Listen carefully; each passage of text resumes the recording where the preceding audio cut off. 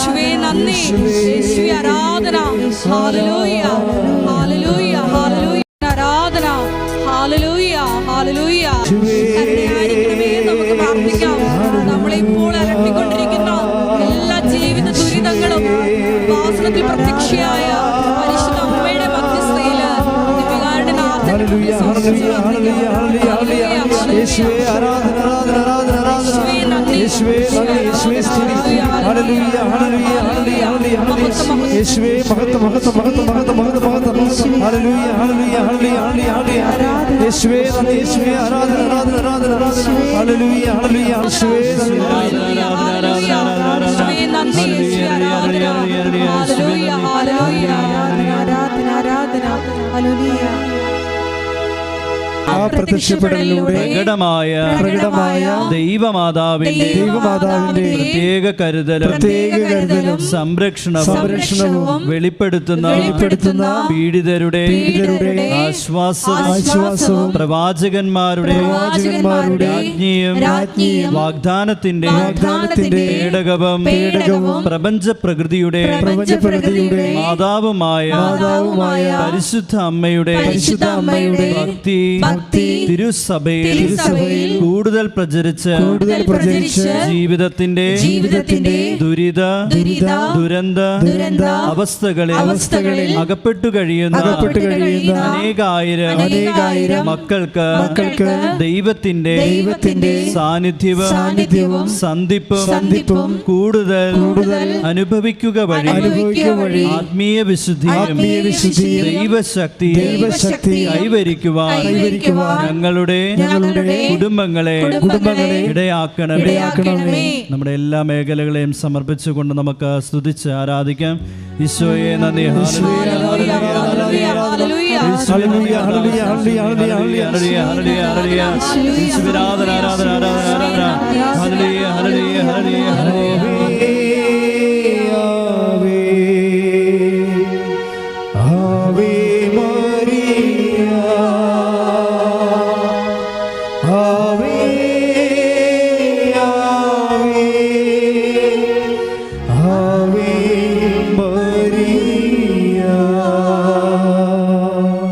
പരിശുദ്ധയമ്മേ, ഭൂസ്വർലോകങ്ങളുടെ രാജ്ഞിയായ അങ്ങേക്ക് ഭൗമ സംരക്ഷണത്തിനായി പ്രപഞ്ച പ്രകൃതിയെ തന്നെ തിരുസഭ പ്രതിഷ്ഠിക്കുവാൻ ഈ പ്രത്യക്ഷീകരണം വഴി ഇടയാക്കണമേ.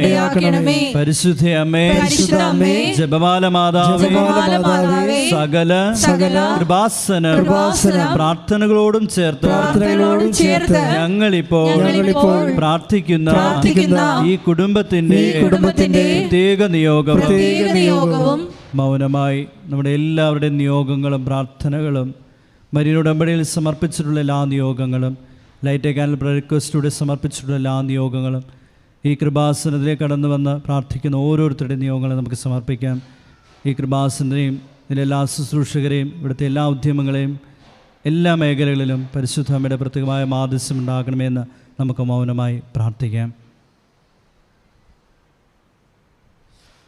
പ്രത്യക്ഷീകരണത്തിന്റെ ഈ അനുഗ്രഹവേളയിൽ ഞങ്ങൾക്ക് സാധിച്ചു തരുവാൻ കനിയണമേ. ആമേൻ.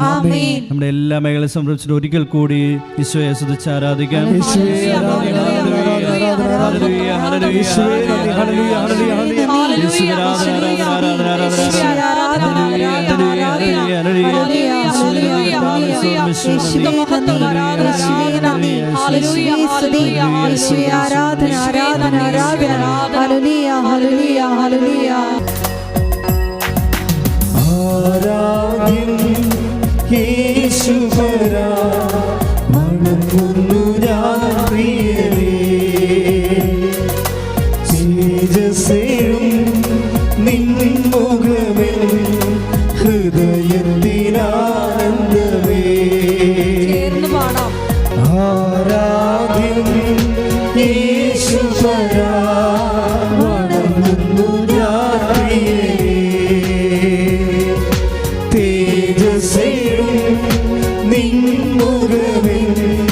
ഹൃദയത്തിനാ ഹല്ലേലൂയ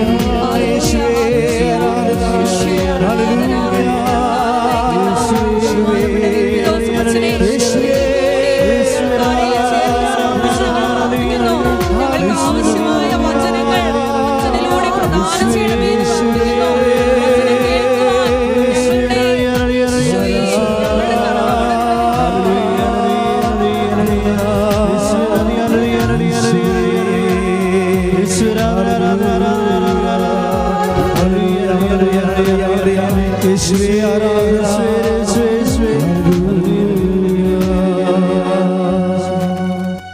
പ്രിയമുള്ളവരെ, ഉടമ്പടി ധ്യാനത്തിൽ നമ്മൾ ഇന്ന് ധ്യാന വിഷയമാക്കുന്നത് ഈ ആഴ്ചയിൽ നടന്ന ഏറ്റവും നല്ല ഒരു സാക്ഷ്യമാണ്. അജയ് തോമസ് കോട്ടയം, അദ്ദേഹത്തിൻ്റെ സാക്ഷ്യമാണ് ഇപ്പോഴ് ആദ്യ ഘട്ടത്തിൽ നമ്മളൊരു പഠന വിശ്ലേഷണത്തിന് ധ്യാനാത്മകമായ പരിചിന്തനത്തിനായി എടുക്കുന്നത്. എന്തുകൊണ്ടാണ് ഈ സാക്ഷ്യം തിരഞ്ഞെടുക്കാൻ കാരണമെന്ന് ചോദിച്ചു കഴിഞ്ഞാൽ, ഉടമ്പടിയുടെ ഒരു സമഗ്രമായ ദൈവാനുഭവത്തെ ഈ സാക്ഷ്യം മുന്നോട്ട് വെക്കുന്നു എന്നുള്ളതാണ് സാക്ഷ്യത്തിൻ്റെ പ്രത്യേകത. അച്ഛൻ ഈ സാക്ഷ്യം വിശദീകരിക്കുന്ന അനുസരിച്ച് കൊണ്ട് നിങ്ങളും നിങ്ങളുടെ മനസ്സിലെ ഉടമ്പടി എടുത്തിട്ടുള്ളവരെ അവർക്ക് സംഭവിച്ചിട്ടുള്ള വിഷയത്തിൻ്റെ മേലെ ഒരു പ്രത്യേക പരിചിന്തനം ആവശ്യപ്പെടുന്നതാണ്. കാര്യം നമ്മൾക്ക് ഉടമ്പടിയിൽ നിന്ന് ദൈവത്തിൽ നിന്ന് നമുക്ക് 2 ആനുകൂല്യങ്ങളാണ് ലഭിക്കുന്നത്. ഉടമ്പടിയിൽ ദൈവത്തിൽ നിന്ന് 2 ആനുകൂല്യങ്ങൾ. ഒന്ന് ബ്ലെസ്സിങ്സാണ്, അനുഗ്രഹങ്ങൾ കിട്ടും. അതാണ് എല്ലാവരും തന്നെ സാക്ഷ്യത്തിൽ ഹൈലൈറ്റ് ചെയ്ത് പറയുന്നത്.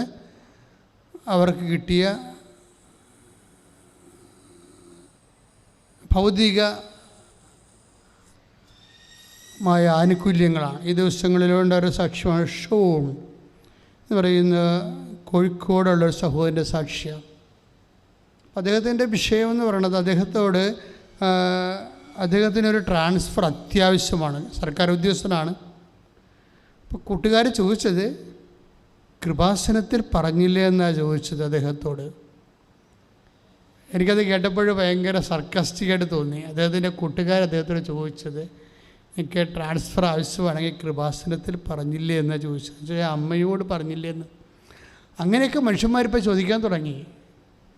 എന്നിട്ട് ഈ ഷോൺ വന്ന് സാക്ഷ്യം പറയുന്നത്, സർക്കാർ ഉദ്യോഗസ്ഥന്മാർക്ക് വേണമെങ്കിൽ അവരുടേതായിട്ടുള്ള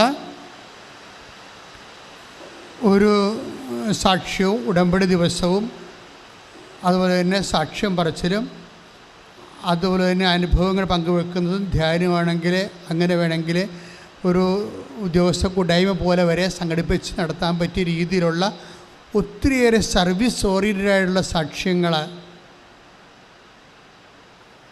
ഈ മാസങ്ങളിൽ തന്നെ ഈ അൾത്താറയിൽ പറഞ്ഞിട്ടുണ്ട്.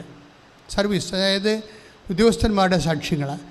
എന്താ കാരണം എന്ന് വെച്ച് കഴിഞ്ഞാൽ അവിടെ സർവീസ് പ്രോബ്ലം. ഇപ്പോൾ ഷോണിൻ്റെ വിഷയം തന്നെ എന്താണ്, ഷോന് ട്രാൻസ്ഫർ വേണം, തലശ്ശേരിയിൽ നിന്ന് കോഴിക്കോട്ടേക്ക് വേണം.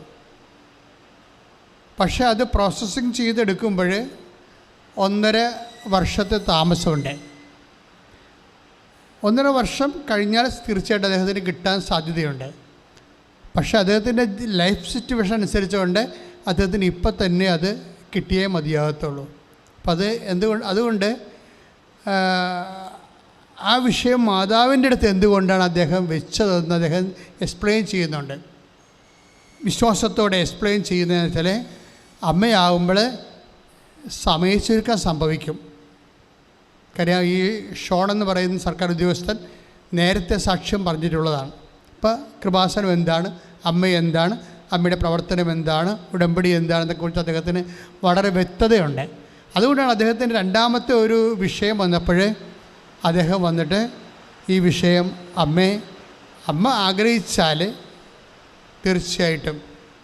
അപ്പോൾ കോഴിക്കോട് അവിടെ ഒരു പോസ്റ്ററൈസ് ചെയ്തിട്ടില്ല. അദ്ദേഹത്തെ കൊണ്ട് പ്ലേസ് ചെയ്യാൻ, തലശ്ശേരിയിൽ നിന്ന് അവിടെ കൊണ്ട് പ്ലേസ് ചെയ്യാൻ അവിടെ ഒരു പോസ്റ്ററൈസ് ചെയ്തിട്ടില്ല. പക്ഷേ ഉടമ്പടി എടുത്തപ്പോൾ സംഭവിച്ചത്, ഈ കോഴിക്കോടുള്ള ഒരു ഉദ്യോഗസ്ഥൻ, അദ്ദേഹത്തിന് പ്രൊമോഷൻ വേണമെങ്കിൽ, അത് റിട്ടയർഡ് ആകാൻ പോവുകയാണ്, പക്ഷേ പ്രൊമോഷൻ വേണമെങ്കിൽ അദ്ദേഹത്തിന് ട്രാൻസ്ഫർ വേണം. അപ്പം അദ്ദേഹം കോഴിക്കോട് നിന്ന് ട്രാൻസ്ഫറിന് ഉടമ്പടി ചെയ്തിട്ടുണ്ട്. തലശ്ശേരിക്കാരനും ഷോണും ഉടമ്പടി ചെയ്തിട്ടുണ്ട്. ഷോണിന് വേണ്ടത് കോഴിക്കോടേക്കാണ് ട്രാൻസ്ഫർ വേണ്ടത്. അപ്പോൾ കോഴിക്കോട് നിന്ന് ഉദ്യോഗസ്ഥനും ഉടമ്പടി ചെയ്തിരിക്കുന്നത് അവിടുന്ന് അദ്ദേഹത്തിനെ വേക്കറ്റ് ചെയ്തിട്ട് ഒരു പ്രൊമോഷൻ കിട്ടാൻ വേണ്ടിയാണ്. എന്നിട്ട് ഈ സീറ്റ് റൈസ് ചെയ്ത് കഴിഞ്ഞപ്പോൾ ഷോൺ മാതാവിനോട് പറയും, മാതാവേ, അമ്മ ഒരു സീറ്റ് അവിടെ വേക്കൻ്റ് ആക്കിയിട്ടുണ്ടെന്ന് എനിക്കറിയാം. അതിൽ ഞാൻ പോകാൻ അമ്മ ആഗ്രഹിക്കുന്നുണ്ടെങ്കിൽ എന്നെ സഹായിക്കണം. ആ പ്രാർത്ഥനയുടെ രീതി അതാണ്. ഞാൻ ആ സീറ്റിലേക്ക് പോകാൻ അമ്മ ആഗ്രഹിക്കുന്നുണ്ടെങ്കിൽ എന്നെ സഹായിക്കണം. അപ്പം ഇങ്ങനെ മനുഷ്യൻ്റെ ജീവിതവും ജീവിതമറിയുന്ന ദൈവവും ദൈവത്തിൻ്റെ ഇതുപോലെ ജീവിത രംഗങ്ങളിലുള്ള ഇടപെടലും ആ ഇടപെടലിനെക്കുറിച്ചുള്ള മനുഷ്യൻ്റെ ധാരണയും, ഈ നമ്മളുടെ ധാരണ ഒരു ഭയങ്കര വിഷയമാണ്. അതായത് എപ്പോഴും നമ്മൾ ആധ്യാത്മികമായിട്ട് വളരാൻ ഉദ്ദേശിക്കുന്നുണ്ടെങ്കിൽ നിങ്ങൾ നിരന്തരം ധാരണകളെ സമർപ്പിച്ച് പ്രാർത്ഥിക്കണം. ദൈവത്തെക്കുറിച്ചുള്ള ധാരണ, പിന്നെന്താണ്, നമ്മളെക്കുറിച്ചുള്ള ധാരണ, നമ്മൾ ദൈവത്തിൽ ആശ്രയിക്കുമ്പോൾ ഉണ്ടാകുന്ന വിഷയങ്ങളെക്കുറിച്ചുള്ള ധാരണ, ഇങ്ങനെ എല്ലാ കാര്യങ്ങൾക്കും വ്യക്തത, ധാരണ ഒരു ദൈവ മനുഷ്യ സംസർഗത്തിൻ്റെ, അതുപോലെ തന്നെ മുന്നോട്ടുള്ള ഒരു യാത്രയുടെ ഒരു അനിഷേധ്യമായിട്ടുള്ള ഒരു ഘടകമാണ് ധാരണ. അച്ഛനോട് ചേർന്ന് പ്രാർത്ഥിക്കുക. കർത്താവായ ദൈവമേ, കൈ നെഞ്ചത്ത് വെച്ചുകൊണ്ട് പ്രാർത്ഥിക്കുക. കർത്താവായ ദൈവമേ, എനിക്ക് നല്ല ധാരണകൾ തരണമേ. അങ്ങയെക്കുറിച്ചുള്ള ധാരണകള്, എൻ്റെ ജീവിതത്തെക്കുറിച്ചുള്ള ധാരണകള് അങ്ങയുടെ തിരുസന്നിധിയിൽ എൻ്റെ ജീവിത അവസ്ഥകള് സമർപ്പിക്കുമ്പോൾ അങ്ങ് അതിൽ ഇടപെടുന്ന രീതിയെക്കുറിച്ചുള്ള ധാരണകള് എന്നെ അഭിഷേകം ചെയ്യണമേ. ശ്രുതികട ഹല്ലേലൂയ.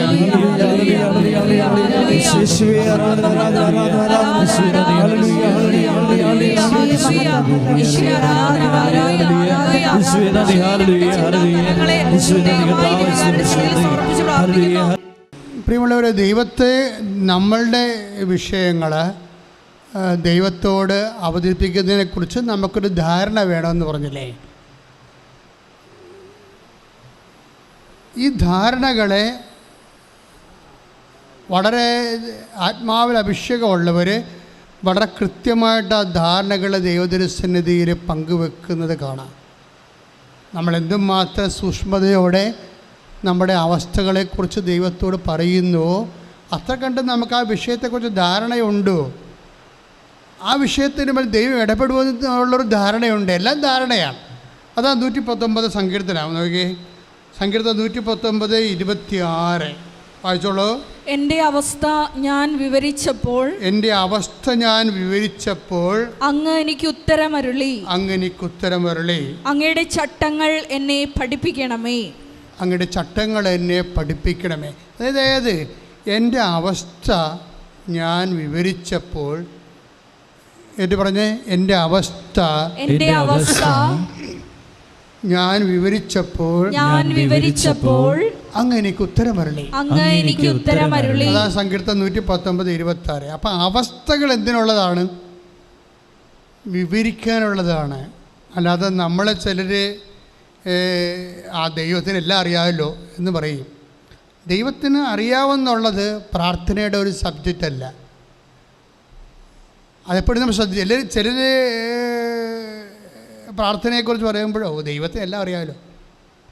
ദൈവത്തിനെല്ലാം അറിയാം. പക്ഷേ ചോദിക്കുവിൻ നിങ്ങൾക്ക് ലഭിക്കുമെന്നുള്ളതാണ് ദൈവത്തിൻ്റെ മനസ്സിലിരിപ്പ്. ദൈവത്തിന് അറിയാവുന്നതിനേക്കാൾ വലിയ കാര്യമാണ് ദൈവത്തിൻ്റെ മനസ്സിലിരിപ്പ് എന്താണെന്നുള്ളത്. ദൈവത്തിന് എന്താണ് മനസ്സിലിരിപ്പ്? അതിനെക്കുറിച്ച് ധാരണ വേണം. എന്താ ധാരണ? നമ്മൾ ചോദിച്ചിട്ട് തരണമെന്നുള്ളതാണ് ദൈവത്തിൻ്റെ മനസ്സിലിരിപ്പ്.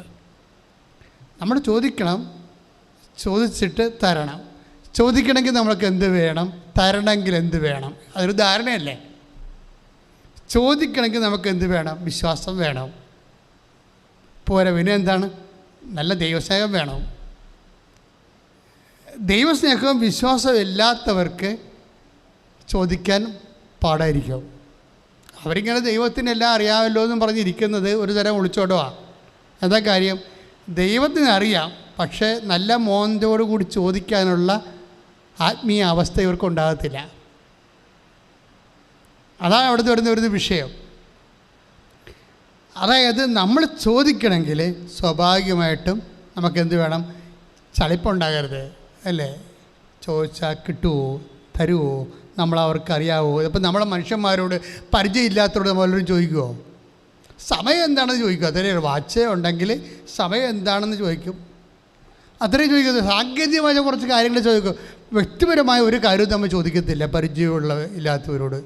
അതൊരു ധാരണയാണ്, ഒരു ധാരണയാണ്. ഇതുപോലെ നമ്മൾക്ക് ദൈവത്തോട് ചോദിക്കണമെങ്കിൽ ഇപ്പോൾ സങ്കീർത്തനം 119:26 പറയുന്ന പോലെ എൻ്റെ അവസ്ഥകൾ പറയണമെങ്കിൽ അത്രയും ആന്തരികമായ ആത്മാർത്ഥതയും ബന്ധവും ഉണ്ടാകണം. അതാണൊരു ധാരണ. ഇനി അതായത് നമുക്ക് ഉറപ്പുണ്ടാകണം. ചോദിച്ചാൽ മാത്രം പോരാ, നമ്മൾക്ക് കിട്ടുമായിരിക്കും, അല്ലേ? കിട്ടിയാൽ കൊള്ളാം, കിട്ടിയാൽ നന്നായിരുന്നു. ഇങ്ങനെയൊക്കെയുള്ള ഒരു അകന്ന അഴകുഴമ്പനായിട്ടുള്ള റിലേഷനാണ് നമുക്കുള്ളതുണ്ടെങ്കിൽ സ്വാഭാവികമായിട്ട് നിൻ്റെ ഉത്തരം ലാഗ് ചെയ്യുകയോ ആ ഉത്തരം ഡാമേജ് ചെയ്യുകയോ ചെയ്യാൻ സാധ്യതയുണ്ട്. അതായത് ദൈവത്തോടുള്ള നമ്മുടെ ഇടപെടൽ, പ്രത്യേകിച്ച് ഉടമ്പടി മുഖേനയുള്ള ഇടപെടലെന്ന് പറയുമ്പോൾ ഒരു ഉറപ്പിൻ്റെ അടിസ്ഥാനത്തിലാണത്. ഉടമ്പടി എന്ന് പറഞ്ഞാൽ ഉടമ്പടി ഒരു ഉറപ്പാണ്. നമുക്ക് ഇപ്പോൾ 1 യോഹന്നാൻ്റെ സുവിശേഷം 1 യോഹന്നാൻ 5:14 ഇതുപോലെ ഉറപ്പിനെ കുറിച്ച് പറയുന്നതാണ്. 1 യോഹന്നാൻ 5:14 ശ്രദ്ധിക്കട്ടെ. അവന്റെ ഇഷ്ടത്തിനനുസൃതമായി എന്തെങ്കിലും നാം ചോദിച്ചാൽ, കേൾക്കുക, അവന്റെ ഇഷ്ടത്തിന് അനുസൃതമായി എന്തെങ്കിലും നമ്മൾ ചോദിച്ചാൽ വായിച്ചോളൂ. അവിടുന്ന് നമ്മുടെ പ്രാർത്ഥന കേൾക്കും എന്നതാണ് നമുക്ക് അവനിലുള്ള ഉറപ്പ്. അപ്പം ഈ ഉറപ്പ് എങ്ങനെയാണത്? ബൈബിളിൽ ഇവിടെ മാത്രമേ ഉള്ളൂ ഇത്ര ഉറപ്പ്. അതായത് അവൻ്റെ ഇഷ്ടത്തിനനുസൃതമായി എന്തെങ്കിലും നമ്മൾ ചോദിച്ചാൽ നമുക്കത് ലഭിക്കുമെന്നുള്ളതാണ് നമുക്ക് അവനിലുള്ള ഉറപ്പ്. അവനിലുള്ള ഉറപ്പ് ആര്? ഈശോയിലുള്ള ഉറപ്പ്. അപ്പോൾ എപ്പോഴും നമ്മൾ ശ്രദ്ധിക്കേണ്ടത് നമ്മൾ ചോദിക്കുന്ന വിഷയം ദൈവത്തിൻ്റെ മനസ്സിന് അനുപേക്ഷണീയമായിരിക്കണം. അതുകൊണ്ട് ഷോൺ ആ ഉദ്യോഗസ്ഥൻ അങ്ങനെ പറഞ്ഞ കർത്താവ് ഒരു സീറ്റ് റൈസ് ചെയ്തിട്ടുണ്ട്, അവിടെ വേക്കൻ്റ് ആയിട്ടുണ്ട് കോഴിക്കോട്. അവിടെ ഞാൻ പോയി ഇരിക്കണമെന്നാണ് അങ്ങ് ആഗ്രഹിക്കുന്നുണ്ടെങ്കിൽ എന്നെ സഹായിക്കണം. ആ പ്രാർത്ഥന അദ്ദേഹം നല്ലവണ്ണമാണ് സാക്ഷ്യപ്പെടുത്തിയിരിക്കുന്നത്. അതായത് എനിക്കത് കിട്ടണമെന്നാണ് അങ്ങ് ആഗ്രഹിക്കുന്നുണ്ടെങ്കിൽ എന്നെ സഹായിക്കണം. അപ്പോൾ അതിൻ്റെ അകത്ത് വേറെ ആരെയും ബുദ്ധിമുട്ടിക്കുന്നില്ല. നമ്മൾ സ്വാഭാവികമായി അദ്ദേഹത്തിന് ലഭിക്കാൻ സാധ്യതയുണ്ട്. കിട്ടിയാൽ അദ്ദേഹത്തിൻ്റെ ജീവിതത്തിൽ കുറച്ച് മെച്ചങ്ങളുണ്ട്. അതെല്ലാം ദൈവത്തോട് അവസ്ഥയായിട്ട് പറയുകയാണ്. അതാണ് സങ്കീർത്തനം 119:26. എൻ്റെ അവസ്ഥ ഞാൻ പറഞ്ഞപ്പോൾ, അവസ്ഥകൾ എന്തിനുള്ളതാണ്? ദൈവത്തോട് പറയാനുള്ളതാണ്. ആൾക്കാരുടെ എല്ലാത്തിൻ്റെയും വിഷയം അവസ്ഥ പറയുന്നില്ല എന്നുള്ളതാണ്. അവസ്ഥകളെ ഇങ്ങനെ നമ്മൾ ഒരു ക്യാപ്ഷൻ പോലെ സാങ്കേതികമായിട്ട് പറയും. അതല്ല, അതുമൂലം നീ അനുഭവിക്കുന്ന വിഷമതകൾ, ഭാവിയിൽ അനുഭവിക്കാൻ പോകുന്ന പ്രയാസങ്ങൾ, അതുമൂലം നിൻ്റെ വീട്ടിലുണ്ടായിരിക്കുന്ന തിക്കുമുട്ടലുകൾ, നിൻ്റെ ഞെരുക്കങ്ങൾ, ഇത് നീ ദൈവത്തോട് പറയണമെങ്കിൽ എന്ത് വേണം? നമുക്ക് ദൈവത്തോട് സ്നേഹം വേണം. ദൈവത്തോട് ഇപ്പം നമ്മൾക്ക് ദൈവം തരണമെങ്കിലും ഇപ്പം നമുക്കറിയാം, ഏതാണ്ട് 8850 വാഗ്ദാനങ്ങൾ ബൈബിളിലുണ്ട്. 8850 വാഗ്ദാനങ്ങൾ. പല ബൈബിൾ പണ്ഡിതന്മാരും പല നമ്പർ പറയുന്നുണ്ടെങ്കിൽ ഏറെക്കുറെ പൊതുവെ എല്ലാവരും അംഗീകരിക്കുന്നത് 8850 പ്രോമിസസ് ബൈബിളിലുണ്ടെന്നാണ്. അതെല്ലാം പ്രോമിസാണ്, വാഗ്ദാനങ്ങളാണ്. ഈ വാഗ്ദാനങ്ങൾ നിസ്സാരമായത് നമ്മളുടെ അനുദിന ജീവിത കഴിഞ്ഞുകൂടൽ തൊട്ട് നിത്യജീവിതം വരെയുള്ള വിഷയങ്ങൾ എല്ലാം ദൈവം നമ്മൾക്ക് ലഭിക്കുന്നതിൻ്റെ കാരണം അത് ദൈവത്തിൻ്റെ മനസ്സായത് കൊണ്ടാണ്. ഇപ്പോൾ ചിലർ പറയവേ, കഴിഞ്ഞ ദിവസങ്ങളിൽ ഒരു സാക്ഷി ഇവിടെ ഉണ്ടായിരുന്നു, ഞാൻ ഉടമ്പടി എടുത്തില്ല, എനിക്ക് തോന്നി എന്തുകൊണ്ട് ഉടമ്പടി എടുക്കുക. പലരും എന്നോട് പറഞ്ഞു, നീ പോയി ഉടമ്പടി എടുക്കൂ എന്ന് പറഞ്ഞിട്ട് ഞാൻ എടുത്തില്ല. ഒരു ചെറുപ്പക്കാരൻ്റെ സാക്ഷ്യമാണ്. എടുക്കാഞ്ഞതിൻ്റെ കാരണം ഇങ്ങനെ ഒരു ആവശ്യത്തിന് വേണ്ടി ഇങ്ങനെ ഒരു സംവിധാനത്തിലൂടെ പ്രാർത്ഥിക്കുന്നതിനെക്കുറിച്ച് എനിക്കൊരു ഐഡിയ ഇല്ലായിരുന്നു എന്നാണ് അദ്ദേഹം ധാരണ. അപ്പോൾ അദ്ദേഹത്തിൻ്റെ സാക്ഷി കിടക്കുന്നുണ്ട്. ഇങ്ങനെ ഒരു മനുഷ്യൻ്റെ ഒരു ആവശ്യത്തിന് വേണ്ടി ഇങ്ങനെ ഒരു പ്രത്യേക ഉടമ്പടി പോലുള്ള സംവിധാനത്തിൻ്റെ ഉള്ളിലൂടെ പ്രാർത്ഥിക്കുന്നത് എന്നെക്കുറിച്ച് എനിക്ക് അത്രയ്ക്ക് തൃപ്തിയില്ലായിരുന്നെന്ന് അദ്ദേഹം പറഞ്ഞത്. അതുകൊണ്ടാണ് ഞാൻ ഉടമ്പടി എടുക്കാതിരുന്നതെന്നാണ് അദ്ദേഹം പറഞ്ഞത്. പിന്നീട് വേറൊരു മാർഗവും ഇല്ലെന്ന് കണ്ടപ്പോൾ അദ്ദേഹം പാലക്കാട് നിന്ന് ഇവിടെ വന്ന് ഉടമ്പടി എടുത്തിട്ട് അമ്മ ആ വിഷയത്തിൽ ഇടപെട്ട കാര്യമാണ് അദ്ദേഹം സാക്ഷ്യപ്പെടുത്തുന്നത്. ഒരു സാക്ഷി അപ്പം ചിന്തിക്കുന്നത്, ആ സാക്ഷ്യത്തിൽ ഒരു ചെടുത്തിയാളാണ് പറയുന്നത്. ആ സാക്ഷി അവർ പറയണ ഇതാണ്, എല്ലാവരും പറഞ്ഞു ഉടമ്പടി എടുക്കാൻ പറഞ്ഞു. പക്ഷേ ഞങ്ങളുടെ സ്വർഗാരോഹണ മാതാവ് ആണ് എനിക്ക് 6 പെൺമക്കളായിരുന്നു. അപ്പോൾ ഞങ്ങളുടെ നാട്ടിലുള്ള സ്വർഗാരോഹണ മാതാവിലേക്ക് ഞാൻ അസംഷൻ മാതാവിലേക്ക് ഞാൻ പ്രാർത്ഥിച്ചപ്പോൾ എനിക്ക് ആൺകുട്ടിയെ തന്നത്. അപ്പോൾ അസംഷൻ മാതാവ് ഞങ്ങളുടെ നാട്ടിലുണ്ടല്ലോ, പിന്നെ ഞാൻ എന്തിനാണ് ആലപ്പുഴ വരെ കെട്ടിയെടുത്ത് പിടിക്കണത് എന്നാണ് ഞാൻ എൻ്റെ ആൾക്കാരോടൊക്കെ പറഞ്ഞിരുന്നത്. ധാരണ പ്രശ്നം കണ്ടില്ലേ. പക്ഷെ കുറച്ച് കഴിഞ്ഞപ്പോൾ ഇവർക്ക് മാനസാന്തരം ഉണ്ടായി. എന്താ കാര്യം? അവിടെ കാര്യങ്ങൾ നടക്കണില്ല, അതാണ് സംഭവം. അങ്ങനെ വന്നപ്പോൾ അവർ വന്ന് ഉടമ്പടി എടുത്തിട്ട് അവരുടെ വിഷയം ദൈവം നിറവേറ്റിയ കാര്യമാണ് ഇന്നവർ സാക്ഷ്യത്തെ പറഞ്ഞിരിക്കുന്നത്. അപ്പോൾ ചില ആൾക്കാർക്ക് ധാരണയുടെ കുഴപ്പമാണ്, ധാരണകളാണ്. കൃപാസനം മാതാവെന്ന് പറഞ്ഞാൽ ആ കൃപാസനം മാതാവെന്ന ആൾക്കാർ പറയണത് എന്താ പറയണത്? കാര്യം കൃപാസനത്തിൽ 2004 ഡിസംബർ 7 സമയഘടികാരം നെറ്റിൽ ചാർത്തി സിൽവർ ഗ്രേയിൽ പ്രത്യക്ഷപ്പെട്ട് ദുരന്തമുണ്ടാകാൻ പോണു പ്രാർത്ഥിക്കണമെന്ന് പറഞ്ഞ മാതാവാണ് കൃപാസന മാതാവ്. അപ്പോൾ ഈ ദുരന്തം ഉണ്ടാകാൻ പോകുന്നതെന്ന് പറയുമ്പോൾ തന്നെ അതിനെ പ്രെയർ ചെയ്ത് പ്രാർത്ഥിച്ച് ദൈവതിരുസന്നിധിയിൽ സ്വകാര്യം മനുഷ്യൻ്റെ ബുദ്ധി കൊണ്ടോ കഴിവ് കൊണ്ടോ സ്വാധീനം കൊണ്ട് ശക്തി കൊണ്ട് പരിഹരിക്കാൻ പറ്റാത്ത വിഷയം ആണ് പലപ്പോഴും ദൈവം തന്നെ അമ്മ തന്നെ പ്രത്യക്ഷപ്പെട്ടിട്ട് അത് പ്രാർത്ഥിക്കണമെന്ന് പറയേണ്ടത് ദൈവികമായ വിഷയമായിട്ട് മാറ്റുന്നതിൻ്റെ കാര്യം അതാണ്. അപ്പോൾ ഇതൊക്കെ നമ്മളല്ല പറയേണ്ടത്, സഭയാണ് പറയേണ്ടത്. അതുകൊണ്ടാണ് നമ്മൾ പ്രത്യക്ഷീകരണ പ്രാർത്ഥന മുടങ്ങാതെ ചെല്ലണത്. ഉടമ്പടി പ്രാർത്ഥനയുടെ ഏറ്റവും വലിയ ആത്മാവാണ് പ്രത്യക്ഷീകരണ പ്രാർത്ഥന. കാര്യം ഉടമ്പടി തന്നത് ഒരു പ്രത്യക്ഷീകരണത്തിൻ്റെ ഭാഗമായിട്ടാണ്. അപ്പോൾ ആ അമ്മയുടെ മനസ്സിലിരിക്കുന്ന, ഞാൻ എപ്പോഴും ചിന്തിക്കുന്നൊരു വിഷയം ഇതാണ്, അമ്മ ഓളോടെ സഡൻ അങ്ങനെ ഏകപക്ഷീയമായിട്ട് തീരുമാനമെടുത്ത് കൃപാസനത്തിൽ പ്രത്യക്ഷപ്പെട്ടെന്ന് ഈശോ ദിവ്യകുർബാന ഇവിടെ ഇരിക്കുകൊണ്ട് ജീവനോടെ കിടത്താം.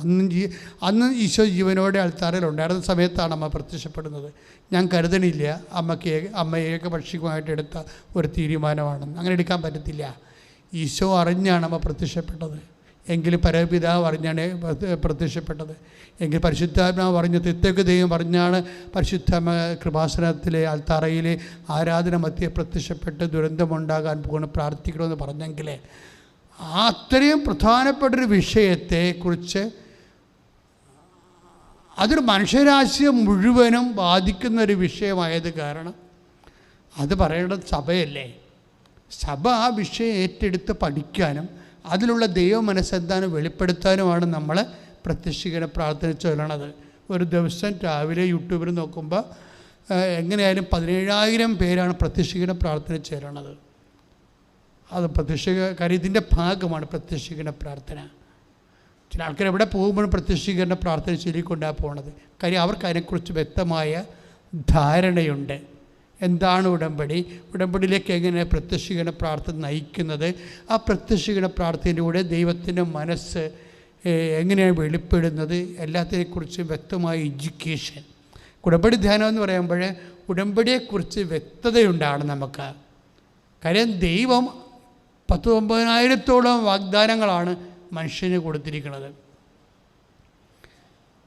അതിലേറ്റവും നല്ല വാഗ്ദാനം എന്ന് പറയുന്നത് ഇപ്പം നമ്മുടെ എല്ലാ അനുഗ്രഹങ്ങളുടെയും ഒരു അടിസ്ഥാനം എന്താ?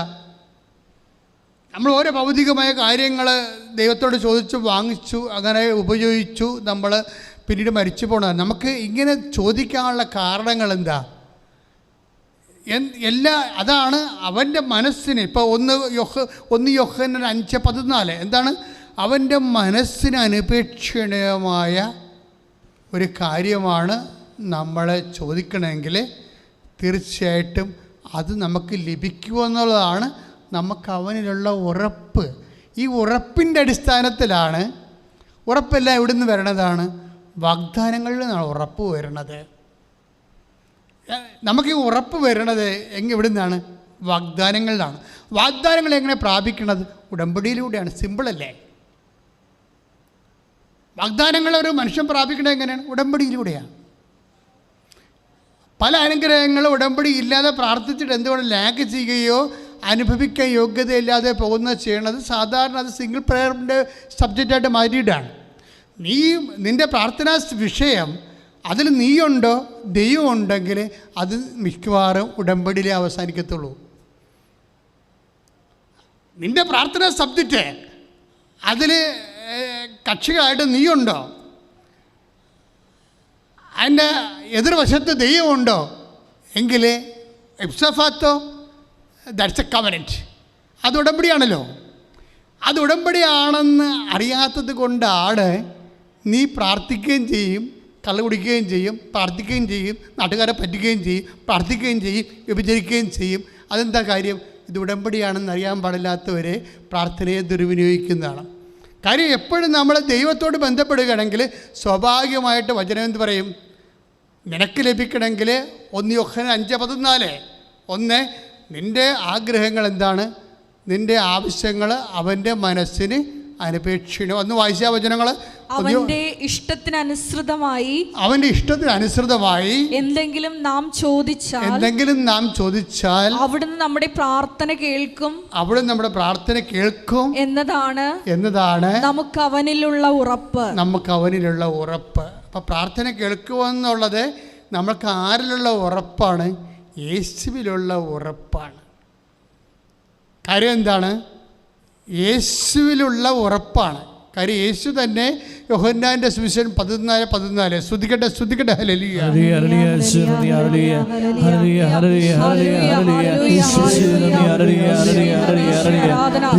യോഹന്നാൻ 14:14 എൻ്റെ നാമത്തിൽ നിങ്ങൾ എന്നോട് എന്തെങ്കിലും ചോദിച്ചാൽ ഞാനത് ചെയ്തു തരും. അതാണ് ഉറപ്പെന്ന് പറയണത്. എന്നിട്ട് പറഞ്ഞ എൻ്റെ നാമത്തിൽ നിങ്ങൾ എന്തെങ്കിലും എന്നോട് ചോദിച്ചാൽ ഞാനത് ചെയ്തു തരും. അപ്പോഴ് സ്വാഭാവികമായി യേശുവിലെ നമ്മൾക്ക് കിട്ടിയിരിക്കുന്ന ഒരു വാഗ്ദാനമാണത്. അതും വാഗ്ദാനമാണ്. ഞാനത് ചെയ്തു തരും എന്നുള്ളത് പ്രോമിസ്. എന്തുകൊണ്ടാണ് വാഗ്ദാനങ്ങൾ ഉണ്ടാകണത്? എന്തുകൊണ്ടാണ് ദൈവം വാഗ്ദാനം നമുക്ക് നൽകണത്? ഒരു പ്രാർത്ഥന കേൾക്കുന്നുണ്ടെങ്കിൽ ഇതിനെക്കുറിച്ച് വ്യക്തമായ ധാരണ നമുക്കുണ്ടാകണം. ഇപ്പോൾ യാക്കോബിൻ്റെ ലേഖനത്തിൽ 2:5 വാഗ്ദാനം എന്തുകൊണ്ടാണ് തരണമെന്ന് പറയുന്നുണ്ട്. യാക്കോബ് 2:5 ശ്രുതിക്കട്ടെ ഹല്ലേലൂയ. എൻ്റെ പ്രിയ സഹോദരരെ ശ്രവിക്കുവിൻ, എൻ്റെ പ്രിയ സഹോദരങ്ങളെ ശ്രവിക്കുവിൻ. തന്നെ സ്നേഹിക്കുന്നവർക്ക് വാഗ്ദാനം വാഗ്ദാനം ചെയ്ത രാജ്യത്തിലെ വാഗ്ദാനം ചെയ്ത രാജ്യത്തിലെ അവകാശികളും വിശ്വാസത്തിൽ സമ്പന്നരുമായി ദൈവം തിരഞ്ഞെടുത്തത് ലോകത്തിലെ പാവപ്പെട്ടവരെയാണ്. അപ്പോൾ വാഗ്ദാനം നൽകുന്ന ആർക്കാണ്? തന്നെ ദൈവത്തിൻ്റെ ഒന്ന് വായിച്ച് വാഗ്ദാനം നൽകുന്നത് ഒന്ന് വായിച്ച് തന്നെ സ്നേഹിക്കുന്നവർക്ക് വാഗ്ദാനം നൽകുന്ന ആർക്കാണ്? തന്നെ സ്നേഹിക്കുന്നവർക്ക്. അപ്പോൾ ദൈവത്തെ സ്നേഹിക്കുന്നവർക്കുള്ള സമ്മാനമാണ് വാഗ്ദാനമായിട്ട് ദൈവം നൽകുന്നത്. 8850 വാഗ്ദാനങ്ങൾ ദൈവം തന്നിട്ടുണ്ട് 4000 കൊല്ലത്തിനുള്ളിലേ. അതിലേറ്റവും വലിയ പ്രോമിസ് പരിശുദ്ധാത്മാവ് നൽകുകയാണ്, അത് സംശയമില്ല. കാരണം വെച്ച് കഴിഞ്ഞാൽ അതിന് ഏറ്റവും വലിയ പ്രോമിസ് എന്ന് പറയുന്നത് വാഗ്ദാനം പരിശുദ്ധാത്മാവാണ്. പക്ഷേ പരിശുദ്ധാത്മാവിലേക്ക് വരുമ്പോഴേ എനിക്ക് പലപ്പോഴും സങ്കടം തോന്നിയിട്ടുള്ളൊരു വിഷയം എന്താണെന്ന് വെച്ച് കഴിഞ്ഞാൽ, ഉടമ്പടിയിൽ എല്ലാ ദിവസവും ലോകത്തിൽ, ഞാനത് എളിമയോടും വിനയത്തോടും തന്നെ പറയുകയാണ്, ലോകത്തിൽ എല്ലാ ദിവസവും സാക്ഷ്യം പറയുന്ന ഒരു സ്ഥലമാണിത് ഈ അൾത്താറ. ഭംഗിവാക്കല്ല, എല്ലാ ദിവസവും പറയും. പ്രഭുവച്ചനാണെങ്കിൽ ഇപ്പോഴ് അതിനുവേണ്ടി മാത്രം ഇരിക്കുക. രാവിലെ 10 മണി തൊട്ട് വൈകുന്നേരം 5 മണി വരെ ആൾക്കാർ കൊണ്ടുവരുന്ന സാക്ഷ്യങ്ങളെ പരിശോധിച്ച് അതിൻ്റെ ഉടമ്പടി കണ്ടൻറ്റുള്ള തിരഞ്ഞെടുത്തിട്ട് അത് എക്സ്പ്ലെയിൻ ചെയ്യും ആളോട് പറയാം. അപ്പോൾ എല്ലാ ദിവസവും സാക്ഷ്യങ്ങളുണ്ട്. ഈ സാക്ഷ്യങ്ങളൊക്കെ വരുമ്പോഴുണ്ടാകുന്ന എനിക്ക് വരുന്നൊരു സങ്കടമുണ്ട്. കാര്യം ചില ആൾക്കാർ ഉടമ്പടിയുടെ ആത്മാവിനെ തൊടും, പക്ഷെ 95% ആൾക്കാരും ഉടമ്പടി ആത്മാവിനെ തൊടത്തില്ല. കാര്യം അവർ അനുഗ്രഹത്തിനെ കുറിച്ച് മാത്രമേ പറയത്തുള്ളൂ, ചില അനുഗ്രഹത്തെക്കുറിച്ച് മാത്രമേ പറയൂ. കാര്യം ഉടമ്പടിയിലൂടെ നമുക്ക് 2 ദൈവാനുകൂല്യങ്ങളാണ് കിട്ടണത്. വാഗ്ദാനങ്ങളിലൂടെ 2 ദൈവാനുകൂല്യങ്ങളാണ് കിട്ടണത്. എന്താണ്? ഒന്ന് അനുഗ്രഹം, ദാറ്റ് മീൻസ് ഫിസിക്കൽ ഫേവേഴ്സ്, ഭൗതിക ആനുകൂല്യങ്ങൾ. അത് ജോലിയാകാം, വീടാകാം, വിവാഹമാകാം. കഴിഞ്ഞ ദിവസങ്ങളിൽ രമണി എന്നും പറഞ്ഞ സഹോദരി അടിപൊളി സാക്ഷിയാണ്. രമണിയുടെ സാക്ഷ്യം എന്ന് വെച്ച് കഴിഞ്ഞാൽ ഇടുക്കി കരുതിയാണ് നല്ല സാക്ഷ്യം. 10-30,000 പേര് സാക്ഷ്യം കണ്ടു. അവരുടെ സാക്ഷ്യം എന്ന് പറയുന്നത് അവർ അക്രൈസ്തവ സഹോദരിയാണ്. പക്ഷേ അവരുടെ ആ എക്സിക്യൂഷൻ ഭയങ്കരമാണ്. അവരുടെ പ്രശ്നം വെച്ച് കഴിഞ്ഞാൽ അവർക്ക് വഴിയില്ല, വർഷങ്ങളായിട്ട് വഴിയില്ല. അവർ പല വീടുകളുടെയും വാതിൽക്കൽ കൂടിയാണ് അവരുടെ വീട്ടിലോട്ട് പോണത്. പക്ഷേ ആ വീട്ടുകാർ ഒക്കെ ഇവരോട് താല്പര്യമുള്ളത് കൊണ്ട് അവർ നടക്കാൻ അനുവദിക്കും, ചിലർ വണ്ടി കൊണ്ടുപോകാനും അനുവദിക്കും. പക്ഷേ ഇപ്പോൾ ഒരു പ്രശ്നം അവർക്കുണ്ടായി. എന്താ പ്രശ്നം വെച്ച് കഴിഞ്ഞാൽ, അവർ വീട് വെച്ചപ്പോൾ കടമായിപ്പോയി, ലോൺ എടുത്തപ്പോഴേ കടമായിപ്പോയി, ലോൺ തിരിച്ചടക്കാൻ പറ്റാതെ വരികയോ അങ്ങനെ വീട് വിൽക്കേണ്ട ഒരവസ്ഥ വന്ന്. പക്ഷേ ഈ വഴിയില്ലാത്ത വീടാണത്. വഴിയില്ലാത്ത വീട് എങ്ങനെ വിൽക്കാൻ പറ്റും? മറ്റുള്ളവരുടെ ഔദാര്യം കൊണ്ടാണ് ഈ ആ വീട് കെട്ടിപ്പൊക്കാനുള്ള കട്ടയും കല്ലും മണ്ണും സിമൻറ്റും ചരലും കമ്പിയും ഒക്കെ വലിച്ചുകൊണ്ട് പോകുന്നതെങ്കിലും വീട് വെച്ചെങ്കിലും വഴിയില്ലാത്ത വീട് അല്ല. രമണി അത് നന്നായിട്ട് പറയുന്നുണ്ട് കേട്ടോ. എന്നുവെച്ചാൽ വഴിയില്ലാതെ മാത്രമല്ല, പ്രമാണത്തെ പോലും വഴിയില്ല. അതാണ് ഏറ്റവും വലിയ സംഭവം. പ്രമാണത്തെ വഴിയില്ലാത്തൊക്കെ അവസ്ഥ വന്നു കഴിഞ്ഞാൽ വിൽക്കാനും പറ്റുകയില്ല, കൊടുക്കാനും പറ്റത്തില്ല, നടക്കാനും പറ്റത്തില്ല, ജീവിക്കാനും പറ്റത്തില്ല, ആകപ്പാട് പ്രശ്നം. പക്ഷേ ഇവർ എന്നാ ചെയ്തെന്ന് വെച്ച് കഴിഞ്ഞാൽ ഇപ്പം ഇത്തരം വഴി വിൽക്കുകയും ചെയ്യണം. പക്ഷേ ഇനി വിൽക്കണം എന്ന് പറഞ്ഞാൽ ആൾക്കാരെന്താ ചെയ്യാൻ പോണത്? അടുത്തുള്ളവർ വഴിയില്ലാത്തതായ കാരണം നക്കാപ്പൈസ കൊടുത്തിട്ട് അത് വാങ്ങിക്കാൻ നോക്കും. കാര്യം അവർക്ക് വിൽക്കാൻ പറ്റത്തില്ലല്ലോ. അപ്പം അതുകൊണ്ട് അത് ചൂഷണം ചെയ്യും. അവരുടെ ഒരു അക്കടി വീണ് കിടക്കുന്ന ഒരവസ്ഥയെ മാക്സിമം ചൂഷണം ചെയ്തിട്ട് മനുഷ്യത്വം ഇല്ലാതെ അത് പെട്ടവരൊക്കെ അത് ചക്കരക്കാശിനത് വാങ്ങിക്കുകയുള്ള ആൾക്കാർ ചെയ്യുന്നത്. ഞങ്ങൾക്ക് ആവശ്യമില്ലെന്ന് പറഞ്ഞിട്ട് ഇതിൻ്റെ അവസാനം വില കുറച്ച് വേറെ ആരും വന്ന് എടുക്കത്തുമില്ല. വഴിയില്ലാത്തത് പ്രമാണത്തെ പോലെ വഴിയില്ലല്ലോ.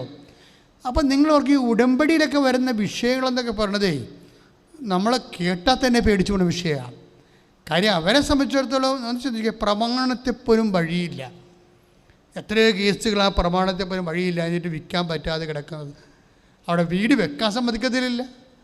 വഴിയില്ലാത്ത സ്ഥലത്ത് കൂടി ഒരു വണ്ടി കൊണ്ടുപോകാനോ ഒരു 2 വീലറോ അല്ലെങ്കിൽ ഒരു 3 വീലറിൽ കുറച്ച് മണ്ണ് കൊണ്ടുപോകാൻ പോലും ആൾക്കാർ സമ്മതിക്കത്തില്ല. അപ്പം അങ്ങനെയുള്ളൊരു അവസ്ഥയിലാണ് ചെന്ന് പെട്ടിരിക്കുന്നത്. പക്ഷേ ഇവർക്ക് ആൾക്കാരുടെ ആനുകൂല്യങ്ങൾ കൊണ്ട് തന്നെ വീട് വെച്ചെടുത്തു. പക്ഷേ ഇപ്പോൾ കടവായിപ്പോയി. അപ്പോൾ അത് വീട് വിൽക്കണം. വഴിയില്ലാത്ത വീട് എങ്ങനെ വിൽക്കും? പ്രമാണത്തെപ്പോലും വഴിയില്ലാത്ത വീട് എങ്ങനെ വിൽക്കും? ഇത് ഒരു അസാധ്യമായ കാര്യങ്ങളെക്കാൾ ഉപരി ഒരു ദുർഘടം പിടിച്ച വിഷയമാണ്. എന്നിട്ട് ഇവർ വന്ന് ഉടമ്പടി ചെയ്യും. അതാണ് വിഷയം. ഇവരൊന്ന് ഉടമ്പടി ചെയ്യും. ഉടമ്പടി ചെയ്യുന്ന മുമ്പ് ഇവരൊരു കാര്യം ചെയ്യും. ആ വീട്ടുകാരുടെയൊക്കെ ഒന്ന് വിലക്ക് ചോദിക്കും. വിലക്ക് ചോദിക്കുമ്പോൾ അവർ പറയും ഞങ്ങൾ വഴി കൊടുക്കണില്ലെന്ന് പറയും. അതിലൊരാൾ വഴി കൊടുക്കണില്ല, പിന്നെ വിലയെക്കുറിച്ച് നമ്മൾ വില ഉദ്ദേശിക്കണില്ലല്ലോ എന്ന് പറയും. പിന്നീട് മധ്യസ്ഥന്മാരെ വെച്ച് ചോദിക്കും. അപ്പോൾ താങ്ങാനാവാത്ത വില പറയും. അത് കൊടുക്കാൻ ഉദ്ദേശിച്ച് പറയണതല്ല, കൊടുക്കാതിരിക്കാൻ പറയണ വിലയാണ്. അപ്പോൾ ഇങ്ങനെ ഒരു അവസ്ഥയിൽ ഇതാണ് അവസ്ഥ എന്ന് പറയണത്. നമ്മൾ 119:26 അവസ്ഥകൾ. അയാളുടെ ഇപ്പോൾ രമണിൻ്റെ അവസ്ഥ കണ്ടില്ലേ? അപ്പോൾ രമണി എന്ത് ചെയ്യും? എൻ്റെ അവസ്ഥകൾ ഞാൻ അങ്ങയോട് പറഞ്ഞപ്പോഴേ അങ്ങതിന് ഉത്തരം നൽകിയെന്ന്. രമണി വന്ന് മാതാവിൻ്റെയൊക്കെ വന്നിട്ട് എൻ്റെ അവസ്ഥ ഇതാണെന്ന് പറയും. അവസ്ഥ ഇതാണെന്ന് പറഞ്ഞിട്ട് ഉടമ്പടി ചെയ്യും. അവർ ഉടമ്പടി ചെയ്യുമ്പോൾ സംഭവിക്കുന്ന വിഷയമുണ്ട്. ഒരാഴ്ചക്കുള്ളിൽ ആ സാക്ഷ്യം നമ്മൾ ഇന്നലെ ഇട്ടിട്ടുണ്ട് ആ സാക്ഷ്യം. അതായത് ആ പെട്ടെന്ന് അതിലൊരാളിൻ്റെ മനസ്സ് മാറും. മനസ്സ് മാറണ മുമ്പ് രമണി ഒരു കാര്യം ചെയ്യും. ഉടമ്പടി ഉപ്പ് കൊണ്ടുപോയി ആ വഴികളിലെല്ലാം വിശ്വാസപ്രമാണം ചെലുത്തൂളും. അപ്പോൾ എന്തങ്ങനെ ചെയ്യും? എന്നിട്ട് അതൊക്കെ പരസ്യമായിട്ട് പറയുകയും ചെയ്യും, ഒരു കുഴപ്പമില്ല. എന്നിട്ട് കഴിഞ്ഞാൽ ആ വഴി മുഴുവനും കർത്താവിൻ്റെ തിരുസന്നിധിയിൽ ഏൽപ്പിക്കുകയാണ്. അതൊക്കെ നമ്മൾ കാര്യം ചിലവർ പക്ഷേ 10 കൊല്ലം നമ്മൾ സെമിനാരി തിയോളജി പഠിച്ച് റോമിലിപ്പോൾ ഡോക്ടറേറ്റ് എടുത്താലും ഉപ്പ് വിതരണമുള്ള വിശ്വാസം കിട്ടത്തില്ല നമുക്ക്. അത് വേറൊരു വിശ്വാസമാണ്. ഹൃദയശുദ്ധിയുള്ളവർ ദൈവത്തെ കാണുന്ന വേറൊരു തലക്കനമുള്ള ആൾക്കാർ ജന്മത്തെ ദൈവത്തെ കാണത്തില്ല. കാര്യം അവരെന്നാ ചെയ്യണമെന്ന് വെച്ച് കഴിഞ്ഞാൽ അവരിത് കൊണ്ടുപോയി പലരുടെയും ദുരന്തമെന്ന് പറയണത് ദൈവത്തെക്കുറിച്ച് അമിതമായി പഠിച്ചു പോയതാണ് ഏറ്റവും കൂടുതൽ ആത്മീയ ദുരന്തമെന്ന് പറയണത്. എന്താ വെച്ചാൽ ഇതൊന്നും ഈ സിമ്പിളായിട്ടുള്ള മനുഷ്യന്മാർ ചെയ്തുകൊണ്ട് പോണ കാര്യങ്ങൾ അവർക്ക് മനസ്സിലാവത്തില്ല. ഇവർ സിമ്പിളായിട്ട് ചെയ്തത് എന്താ അറിയാമോ? അവർ ആ വഴി യേശു കർത്താവാണെന്ന് ഹൃദയത്തിൽ വിശ്വസിച്ചു. യേശു കർത്താവാണെന്ന് അവരധരം കൊണ്ട് ഏറ്റു പറഞ്ഞു. ദൈവം അവനെ മരിച്ചു എന്ന് ഉറപ്പിച്ചെന്ന് ഹൃദയത്തിൽ വിശ്വസിച്ചു. അപ്പോഴും നമുക്കെതിരെ നിൽക്കുന്ന പ്രതിലോമ ശക്തികളെ മുകളിൽ ക്രിസ്തുവിനെ പ്രഖ്യാപിക്കുമ്പോഴാണ് നമ്മൾ അതിൻ്റെ അടയാളമായിട്ടാണ് ഉപ്പ് വിതരണമൊക്കെ. പള്ളിയിൽ നിന്ന് വെഞ്ചരിച്ചൊക്കെ തരുന്നില്ലേ? സാധാരണ വെഞ്ചരിച്ച് കൊണ്ട് ജനറൽ ബ്ലെസ്സിങ് ഉണ്ട്, കൃപാസനത്തിൽ ഉള്ളതുപോലെ പർട്ടിക്കുലർ ബ്ലെസ്സിങ് ഉണ്ട്. ഓരോ വിഷയങ്ങൾക്കും വ്യത്യസ്തങ്ങളായ ബ്ലെസ്സിങ്സ് ഉണ്ട്. പക്ഷേ ഈ ബ്ലെസ്സിങ്സ് കിട്ടിയ ബ്ലെസ് ചെയ്തിരിക്കുന്ന വിഷയങ്ങൾ അത് കൈപ്പറ്റുന്ന ആൾക്കാർ അതേ പവറിൽ കൊണ്ടുപോയാണത് ഇംപ്ലിമെൻറ്റ് ചെയ്യേണ്ടത്. അവരും ഇതുപോലെ അതാണ് രമണി പറഞ്ഞത്. ഞാൻ വിശ്വാസ പ്രമാണം പഠിച്ചു, ആണ് ഉപ്പ് വഴികളിൽ കൊണ്ട് വിതറിയപ്പോൾ അവിടെ യേശു കർത്താവായില്ലേ? ബാക്കി ഉണ്ടാകുന്ന എല്ലാ ശക്തികളും അപ്പം നിർവീര്യമാകും. അപ്പം ഈ മനുഷ്യൻ്റെ മനസ്സ് മാറിയിട്ട് അവിടുത്തെ നിങ്ങൾക്ക് ഞാൻ വഴി തരാമെന്ന് പറയും.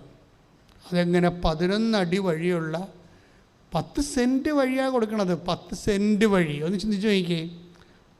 ഒരു പക്ഷേ ഈ ആഴ്ചത്തെ ഏറ്റവും ടോപ്പ് സാക്ഷ്യവതം 10 സെൻറ്റ് വഴി. ഇത്രയും വർഷം പ്രമാണത്തിപ്പോലും വഴിയില്ലാതെ കിടന്നൊരു സഹോദരിക്ക് 10 സെൻറ്റ് വഴി ചുരുങ്ങിയ അവർ വേണ്ടത് എനിക്കത് വിശ്വസിക്കാൻ പറ്റിയിരുന്നതാണ്. കാര്യം ആ ചേട്ടൻ വളരെ ചുരുങ്ങിയ വിലക്കാണത് കൊടുക്കുന്നത്. വളരെ ചുരുങ്ങിയ വിലക്ക് ആ വഴി മുഴുവൻ കൊടുക്കുന്നത്. ഇപ്പം നടക്കാത്ത കാര്യമില്ല, പക്ഷെ നടത്തേണ്ടതുപോലെ നടത്താനുള്ള ആംബിയർ നമുക്ക് വേണം. ആ സാക്ഷ്യം ഒന്ന് ശ്രുതികട ഹല്ലേലൂയ.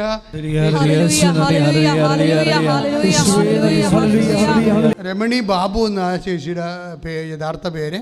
ഇത് ഞാൻ ഇങ്ങനെ പറഞ്ഞതെന്ന് വെച്ച് കഴിഞ്ഞാൽ എത്ര സിമ്പിളായിട്ടാണ് വളരെ കോംപ്ലിക്കേറ്റഡ് ആയിട്ടുള്ള വിഷയങ്ങൾ മനുഷ്യന്മാർ മാതാവിൻ്റെ മധ്യസ്ഥതയിൽ ചെയ്യണത്. കാര്യം എന്താണ്? ഇതെല്ലാം പ്രോമിസിലുള്ളതാണ്, ഇതെല്ലാം വാഗ്ദാനങ്ങളിലുള്ളതാണ്. നമ്മൾ യാക്കോബ് 2:5 വായിച്ചതുപോലെ ദൈവം നമ്മളെ സ്നേഹിക്കുന്നത് കൊണ്ടാണ് ഈ വിഷയത്തിലെല്ലാം വാഗ്ദാനങ്ങൾ നൽകിയിരിക്കുന്നത്. ഇനി നമ്മുടെ മുമ്പിലുള്ള ഒരു ഹോംവർക്ക് എന്താ?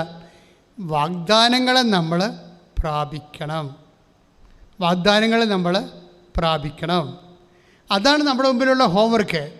ഈ വാഗ്ദാനങ്ങളെ പ്രാപിക്കാനാണ് ഉടമ്പടിയുടെ സ്പേസ്. അതാണ്, അതായത് ഈ വാഗ്ദാനങ്ങളെ പ്രാപിക്കാൻ നമുക്ക് വിശ്വസിക്കാം, ദൈവത്തെ സ്നേഹിക്കാം. വിശ്വാസം, സ്നേഹം, പോരായ്മ, പ്രത്യാശ. ഇപ്പം ഹെബ്രായ ലേഖനം 10:23 ശ്രുതികട ഹല്ലേലൂയ ഹല്ലേലൂയ ഹല്ലേലൂയ ഹല്ലേലൂയ യേശുവേ നന്ദി ഹല്ലേലൂയ ഹല്ലേലൂയ ഹല്ലേലൂയ യേശുവേ നന്ദി യേശുവേ ആരാധന. ഹെബ്രായർ 10:23 വായിച്ചോളൂ. നമ്മോട് വാഗ്ദാനം ചെയ്തിരിക്കുന്നവൻ വിശ്വസ്തനാകയാൽ. പ്രാർത്ഥിക്കുക. നമ്മളോട് വാഗ്ദാനം ചെയ്തിരിക്കുന്നവൻ വിശ്വസ്തനാകയാൽ നമ്മുടെ പ്രത്യാശ ഏറ്റുപറയുന്നതിൽ നാം സ്ഥിരതയുള്ളവരായിരിക്കണം. ഇത് ഭയങ്കരമായ ഒരു ക്യാപിറ്റൽ വേർഡ് ഓഫ് ഗോഡാണ്. അതായത് ഒന്നിന് വായിച്ചത് നമ്മളോട് വാഗ്ദാനം ചെയ്തിരിക്കുന്നവൻ. എന്താ അവൻ്റെ പ്രത്യേകത? അവൻ വിശ്വസ്തനാണ്. അതാണ് ഉറപ്പെന്ന് പറഞ്ഞില്ലേ. ഇപ്പം 1 യോഹന്നാൻ 5:14 നമ്മൾ വായിച്ചില്ലേ? എന്താണ്? അവൻ്റെ നാമത്തിൽ നമ്മൾ ചോദിച്ചാൽ നമ്മൾക്കത് ലഭിക്കുമെന്നുള്ളതാണ് അവനിലുള്ള നമ്മുടെ ഉറപ്പ്. ഈ ഉറപ്പ് എന്തിൻ്റെ അടിസ്ഥാനത്തിലാണ്? നമുക്ക് ദൈവത്തിൽ ഉറപ്പുണ്ട്. എന്തിൻ്റെ അടിസ്ഥാനമാണത്? അത് വിശ്വസ്തതയുള്ളത് കൊണ്ടാണ്. ദൈവത്തിന് വിശ്വസ്തതയാണ് നമ്മുടെ ഉറപ്പ്. അതാണ് ഹെബ്രായർ 10:23 പറയണത്. ഒന്നിന് വായിച്ചല്ലോ. നമ്മോട് വാഗ്ദാനം ചെയ്തിരിക്കുന്നവൻ വിശ്വസ്തനാകയാൽ നമ്മുടെ പ്രത്യാശ ഏറ്റുപറയുന്നതിൽ നാം സ്ഥിരതയുള്ളവരായിരിക്കണം. ഇപ്പം ഈ ഉപ്പ് കൊണ്ടുപോയി ആ കിട്ടാത്ത വഴി, പ്രമാണത്തിൽ പോലും ഇല്ലാത്ത വഴികളിൽ കൊണ്ട് തളിച്ചെന്ന് പറയുന്നത് എന്താണ്? പ്രത്യാശ ഏറ്റുപറച്ചിലാണ്. അതാണ് നമ്മുടെ പ്രത്യാശ ഏറ്റുപറയുകയാണ്. അല്ല നിങ്ങളോർക്കും ഇത് കണിയാനം കൂടത്തിറപ്പാരം ചെയ്യണ പോലുള്ള പരിപാടിയാണല്ലോ. അങ്ങനെയല്ല. കൃപാസനത്തിൽ എന്തെങ്കിലും പറഞ്ഞു കൊടുത്താൽ അതിന് ബിബ്ലിക്കലായിട്ടുള്ള ഒരു കൊണോട്ടേഷൻ ഉണ്ടാവും, ഒരു ബിബ്ലിക്കൽ ഹിസ്റ്ററി ഉണ്ടാവും, ബിബ്ലിക്കൽ ഇംപ്ലിമെൻറ്റേഷൻ പെൻത്തേഡ് ഉണ്ടാവും, എല്ലാ സാധനവും ഉണ്ടാവും. ഇതെന്താണ്? ഹെബ്രായർ 10:23 കാര്യം നമ്മോട് വാഗ്ദാനം ചെയ്തിരിക്കുന്നവൻ വിശ്വസ്തനായിരിക്കയാൽ. വായിച്ചോളൂ. നമ്മുടെ പ്രത്യാശ ഏറ്റുപറയുന്നതിൽ നാം സ്ഥിരതയുള്ളവരായിരിക്കണം. അപ്പം നമ്മുടെ പ്രത്യാശ നമ്മൾ ഏറ്റുപറയുകയാണ്. ഏറ്റുപറയുന്ന വിധം ചിലർ ഉപ്പ് വെഞ്ചരിച്ച് ആ സ്ഥലത്തിടും, കർത്താവിന് വേണ്ടി സമർപ്പിക്കും. അത് ഏറ്റുപറച്ചിലാണ്. ചില ആൾക്കാർ കുരിശ് രൂപം അല്ലെങ്കിൽ കുഞ്ഞു കാശ് രൂപം വിശ്വപ്രമാണം ചൊല്ലി ആ സ്ഥലത്ത് കൊണ്ട് സ്ഥാപിക്കും. അത് ഏറ്റുപറച്ചിലാണ്. ഇതെല്ലാം സംഭവിക്കുന്നത് എന്താണ്? പ്രത്യാശ ഏറ്റുപറയുകയാണ്. നമുക്കുള്ള പ്രത്യാശ നമ്മൾ ഏറ്റുപറയുകയാണ്. അത് ഏറ്റുപറയുന്നതിന് പറയുമ്പോൾ നമുക്കറിയാമല്ലോ, ഏറ്റുപറയുകയും ചെയ്യും, പറയുന്നതിന് പകരം പറയുന്നതിൻ്റെ ഭാഗമായിട്ട് നമ്മൾ ചെയ്യുകയും ചെയ്യും. ചില കാര്യങ്ങൾ നമ്മൾ ചെയ്യും. ഇതുപോലെ ചില അടയാളങ്ങൾ നമ്മൾ കർത്താവിൻ്റെ യേശു കർത്താവാണെന്നുള്ള വിശ്വാസത്യം മനസ്സിൽ സൂക്ഷിച്ചുകൊണ്ട് നമ്മൾ പ്രഖ്യാപിക്കും. ഇതൊക്കെ ഉള്ള നിശബ്ദമായിട്ടും പ്രാർത്ഥനാപരമായിട്ടും ഇതെല്ലാം എക്സ്പ്രഷൻസാണ്. ഇപ്പം നമ്മൾ മുട്ടേന്നിക്കണത് എന്തുകൊണ്ടാണ്? അത് എക്സ്പ്രഷനാണ്. നമ്മൾ മുട്ടേന്ന് പ്രാർത്ഥിക്കത്തില്ലേ? ഇരുന്ന് പ്രാർത്ഥിച്ച ദൈവം കേൾക്കത്തില്ലേ? എല്ലാം എക്സ്പ്രഷൻസാണ്. ചില ആൾക്കാർ പറഞ്ഞില്ലേ, പള്ളി പോകണമാണ്, വീട്ടിൽ തന്നെ ഇരുന്ന ദൈവം വീട്ടിലുണ്ടാകുമെന്ന് പറയും. പക്ഷേ ഒരു തീർത്ഥയാത്ര നടത്തണം എന്താണ്? എക്സ്പ്രഷൻസാണ്. ഫെയ്ത്ത് എപ്പോഴും എക്സ്പ്രഷനിലൂടെയാണ് കമ്മ്യൂണിക്കേറ്റ് ചെയ്യപ്പെടുന്നത്. It is very simple. നമ്മുടെ വിശ്വാസമില്ലേ, ആ വിശ്വാസം ഏറ്റുപറയണം. പ്രത്യാശ ഏറ്റുപറയുന്നെന്ന് പറയുന്നതെല്ലാം ഇതുപോലെ അതിൻ്റെ അകത്ത് എപ്പോഴും പ്രകടനാത്മകത ഉണ്ട്. വിശ്വാസത്തിൻ്റെ അകത്തെല്ലാം ഒരു പ്രകടനാത്മകതയുണ്ട്. ഇപ്പം മനുഷ്യരുടെ മുമ്പിൽ എന്നെ ഏറ്റുപറയുന്നവന് അതിനകത്ത് പ്രകടനാത്മകതയില്ലേ? സ്വർഗസ്ഥനായ പിതാവിൻ്റെ മുമ്പിൽ ഞാനും ഏറ്റുപറയും. വിശ്വാസം നമുക്ക് രഹസ്യമായിട്ട് പ്രകടിപ്പിക്കാൻ പറ്റത്തില്ല. അത് മനുഷ്യ സമക്ഷം ഏറ്റുപറയാനുള്ളതാണ്. 10:32 നമ്മൾ എപ്പോഴും വായിക്കുന്ന യോഹന്നാൻ്റെ മത്തായിയുടെ സുവിശേഷത്തിൽ അതായത് എപ്പോഴെല്ലാം വിശ്വാസം ഏറ്റുപറയാൻ നിനക്കൊരവസരം കിട്ടുന്നുണ്ടോ അതനുസരിച്ച് നിൻ്റെ ആവശ്യത്തിനൊപ്പം പ്രത്യാശയോടുകൂടി നീ ദൈവത്തിൽ വളരണം. അത് നമ്മൾ ഏറ്റവും കൂടുതൽ സഹായിക്കുന്നതാണ് ഉടമ്പടി എന്ന് പറയുന്നത്. എപ്പോഴും നീ ഓർക്കണം, എന്താണ്, നീ എന്ത് പ്രാർത്ഥിച്ചാലും ഈ പ്രാർത്ഥനയ്ക്ക് ഉള്ള ഉറപ്പെന്ന് പറയണത് അവൻ മനുഷ്യരാശിയോട് ചെയ്തിട്ടുള്ള വാഗ്ദാനങ്ങളിലെ ഏതെങ്കിലും ഒന്നിലായിരിക്കും നീ പ്രാർത്ഥിക്കുന്നത്. അവൻ 8800ഓളം വാഗ്ദാനങ്ങൾ അവൻ മനുഷ്യരാശിയോട് ചെയ്തിട്ടില്ലേ? നീ ജോലിക്ക് പ്രാർത്ഥിക്കുന്നു, വീടിന് പ്രാർത്ഥിക്കുന്നു, ട്രാൻസ്ഫർ പ്രാർത്ഥിക്കുന്നു, വീട് വിൽക്കാൻ പ്രാർത്ഥിക്കുന്നു, കുഞ്ഞുങ്ങൾ ഉണ്ടാകാൻ വേണ്ടി പ്രാർത്ഥിക്കുന്നു, കുഞ്ഞുങ്ങളുടെ പഠനത്തിന് വേണ്ടി പ്രാർത്ഥിക്കുന്നു, വിജയത്തിന് വേണ്ടി പ്രാർത്ഥിക്കുന്നു. എന്തിനു വേണ്ടി പ്രാർത്ഥിച്ചാലും അവൻ നമുക്ക് നൽകിയിട്ടുള്ള വാഗ്ദാനത്തിൻ്റെ 8800 വാഗ്ദാനത്തിൻ്റെ ഏതെങ്കിലും ഒന്നിലായിരിക്കും നീ പ്രാർത്ഥിക്കണത്. കഴിഞ്ഞ ദിവസങ്ങളിലെ പാലായിലും മേരിച്ചേച്ചി ഒരു സാക്ഷ്യം പറഞ്ഞായിരുന്നു. എനിക്ക് പിന്നീടത് മനസ്സിലായത് വാഗ്ദാനമാണല്ലോ ഒന്നും. എന്താ പ്രശ്നം വെച്ച് കഴിഞ്ഞാൽ അവർക്കൊരു 1-2 കോടി രൂപയുടെ കടമുണ്ട്. കടം കൊറോണ വന്നപ്പോൾ ഒന്നായ കടമാണത്. കൊറോണ വന്നപ്പോൾ അവർ ഹോസ്റ്റൽ നടത്തുന്ന ആൾക്കാരായിരുന്നു. കഴിഞ്ഞ ആഴ്ച ഒരു പ്രസംഗിച്ചായിരുന്നു അവരുടെ വിഷയം. ഹോസ്റ്റൽ നടത്തുകയാണ്, കുട്ടികളുടെ ഹോസ്റ്റലിൽ. പക്ഷേ 2 കൊല്ലമായിട്ട് കുട്ടികളില്ലല്ലോ. പക്ഷേ ലോൺ എടുത്ത് ഇൻട്രസ്റ്റ് കൂടി, ബാങ്കിൽ ഇൻട്രസ്റ്റ് കൂടി. അപ്പോൾ 2-3 കോടി രൂപ കടമായി. പക്ഷേ ഇന്നത് വിൽക്കാതിരിക്കാൻ നിവർത്തിയില്ല. അപ്പോൾ ഒരു ചേച്ചി ഇവിടെ ഒന്ന് ഉടമ്പടി ചെയ്തും എന്നോട് നീ ചോദിച്ച് അച്ഛൻ പറ എന്നാ ചെയ്യേണ്ടത് ചോദിച്ചു. അപ്പോൾ ഞാൻ പറഞ്ഞ് ചേച്ചിക്ക് 60 വയസ്സായില്ലേ, ഇനിയിപ്പോൾ ഇതൊക്കെ ബിസിനസ് ചെയ്ത് ലാഭം ഉണ്ടാക്കി പലിശ അടച്ചൊക്കെ വരുമ്പോൾ സമയമെടുക്കും. അതുകൊണ്ട് നമുക്കിത് വിൽക്കാമെന്ന് പറഞ്ഞിട്ട് ഞാൻ അമ്മയുടെയൊക്കെ പോയി അനുവാദം വാങ്ങിച്ചു. അമ്മ ഈ സാധനം മേരിച്ചേച്ചിക്ക് വിറ്റ് കൊടുക്കാൻ പറഞ്ഞ്. വിറ്റ് കൊടുക്കാൻ പറഞ്ഞിട്ട് മേരിച്ചൊരു മനസ്സിലൊരു തേങ്ങലുണ്ട്. പക്ഷെ അതാരും പുറത്ത് പറഞ്ഞില്ല. അവർക്ക് എങ്ങനെയെങ്കിലും വിറ്റ് കടവൊന്ന് മാറ്റിയാൽ മതി എന്നുള്ളതാണ് അവിടെ മനസ്സിൽ. തേങ്ങലെന്താ, വയസ്സ് 10-65 ആയില്ലേ, സ്വന്തം നാട്ടിൽ താമസിക്കണം 10-60 കൊല്ലമായിട്ട്. ഇവിടുന്നൊക്കെ ഇത് വിറ്റ് പോയാൽ ഇനി ഏത് പട്ടിക്കാട്ടിലാണ് പോയി താമസിക്കാൻ പോണത്? വല്ല പരിചയമുള്ള മനുഷ്യരായിരിക്കുക. അവസാന കാലങ്ങളിലൊക്കെ നമ്മൾ ജീവിക്ക് പോകുന്ന സ്ഥലമെന്ന് പറയുന്നത് വല്ല ബന്ധുവോ സ്വന്തമൊക്കെ ഉള്ളതായിരിക്കും. അതേമേ എവിടെ പോകും? പക്ഷേ അത് പറഞ്ഞിട്ട് കാര്യമുണ്ട്. കടക്കാർ വന്ന് നെക്കിന് പിടിക്കുമ്പോൾ നമ്മൾ അതിതൊന്നും പറഞ്ഞിട്ടുള്ള കാര്യമുണ്ട്. വിറ്റ് മാറ്റാതെ നിവൃത്തിയില്ലല്ലോ. പക്ഷേ ആ മൈന്യൂട്ട് അവിടെ മനസ്സിലുള്ള ഒരു തേങ്ങൽ, ആന്തരികമായൊരു നിശബ്ദ തേങ്ങൽ, അത് ദൈവം കാണും. എനിക്ക് ആ സാക്ഷ്യത്തിൽ ഏറ്റവും ഇഷ്ടപ്പെട്ടത് അതാണ്. കാരണം അതിനൊരു വാഗ്ദാനമുണ്ട്. I will reinstate you in your own land. അതൊരു വാഗ്ദാനമാണ്. എസക്കേലിൻ്റെ വാക്കാണ്. എസക്കേലിൻ്റെ വചനങ്ങളിൽ അതായത് 37:14 വായിച്ചോളൂ. എൻ്റെ ആത്മാവിനെ ഞാൻ നിങ്ങളിൽ നിവേശിപ്പിക്കും. എൻ്റെ ആത്മാവിനെ ഞാൻ നിങ്ങൾ നിവേശിപ്പിക്കാം. നിങ്ങൾ ജീവിക്കും. ഞാൻ നിങ്ങളെ നിങ്ങളുടെ സ്വന്തം ദേശത്ത് വസിപ്പിക്കും. ഞാൻ നിങ്ങളെ, അതൊരു വാഗ്ദാനമാണ്. നോക്കി കണ്ടില്ലേ? കാര്യം എൻ്റെ മനസ്സിലുണ്ടായിരുന്നു. അതായത് ഞാൻ നിങ്ങളെ നിങ്ങളുടെ സ്വന്തം ദേശത്ത് നിവസിപ്പിക്കും. മരിച്ച സാക്ഷി അവസാനിക്കാൻ എങ്ങനെയാണെന്ന് അറിയാമോ? അതായത് അമ്മ ഈ 2-3 കോടി രൂപയുടെ ഈ വസ്തു പെട്ടെന്ന് ഉടമ്പെടുക്കുകയും വിറ്റ് മാറ്റിയിട്ട് അതിൽ നിന്ന് ബാക്കി കൊണ്ടാണ് കാശ് കൊണ്ട് ആ വാർഡിൽ തന്നെ വേറൊരു വീട് കാണിച്ചു കൊടുക്കും. അതെന്താ കാര്യം? അത് വാഗ്ദാനമുള്ളതാണ്. നമുക്ക് ദൈവത്തോട് എന്തും ചോദിക്കാം. കാര്യം എന്തറിയാവോ? നമ്മൾ ചോദിക്കണ എല്ലാം ദൈവത്തിൻ്റെ ഏതെങ്കിലും ഒരു വാഗ്ദാനത്തിൽ പെടുന്നതായിരിക്കും.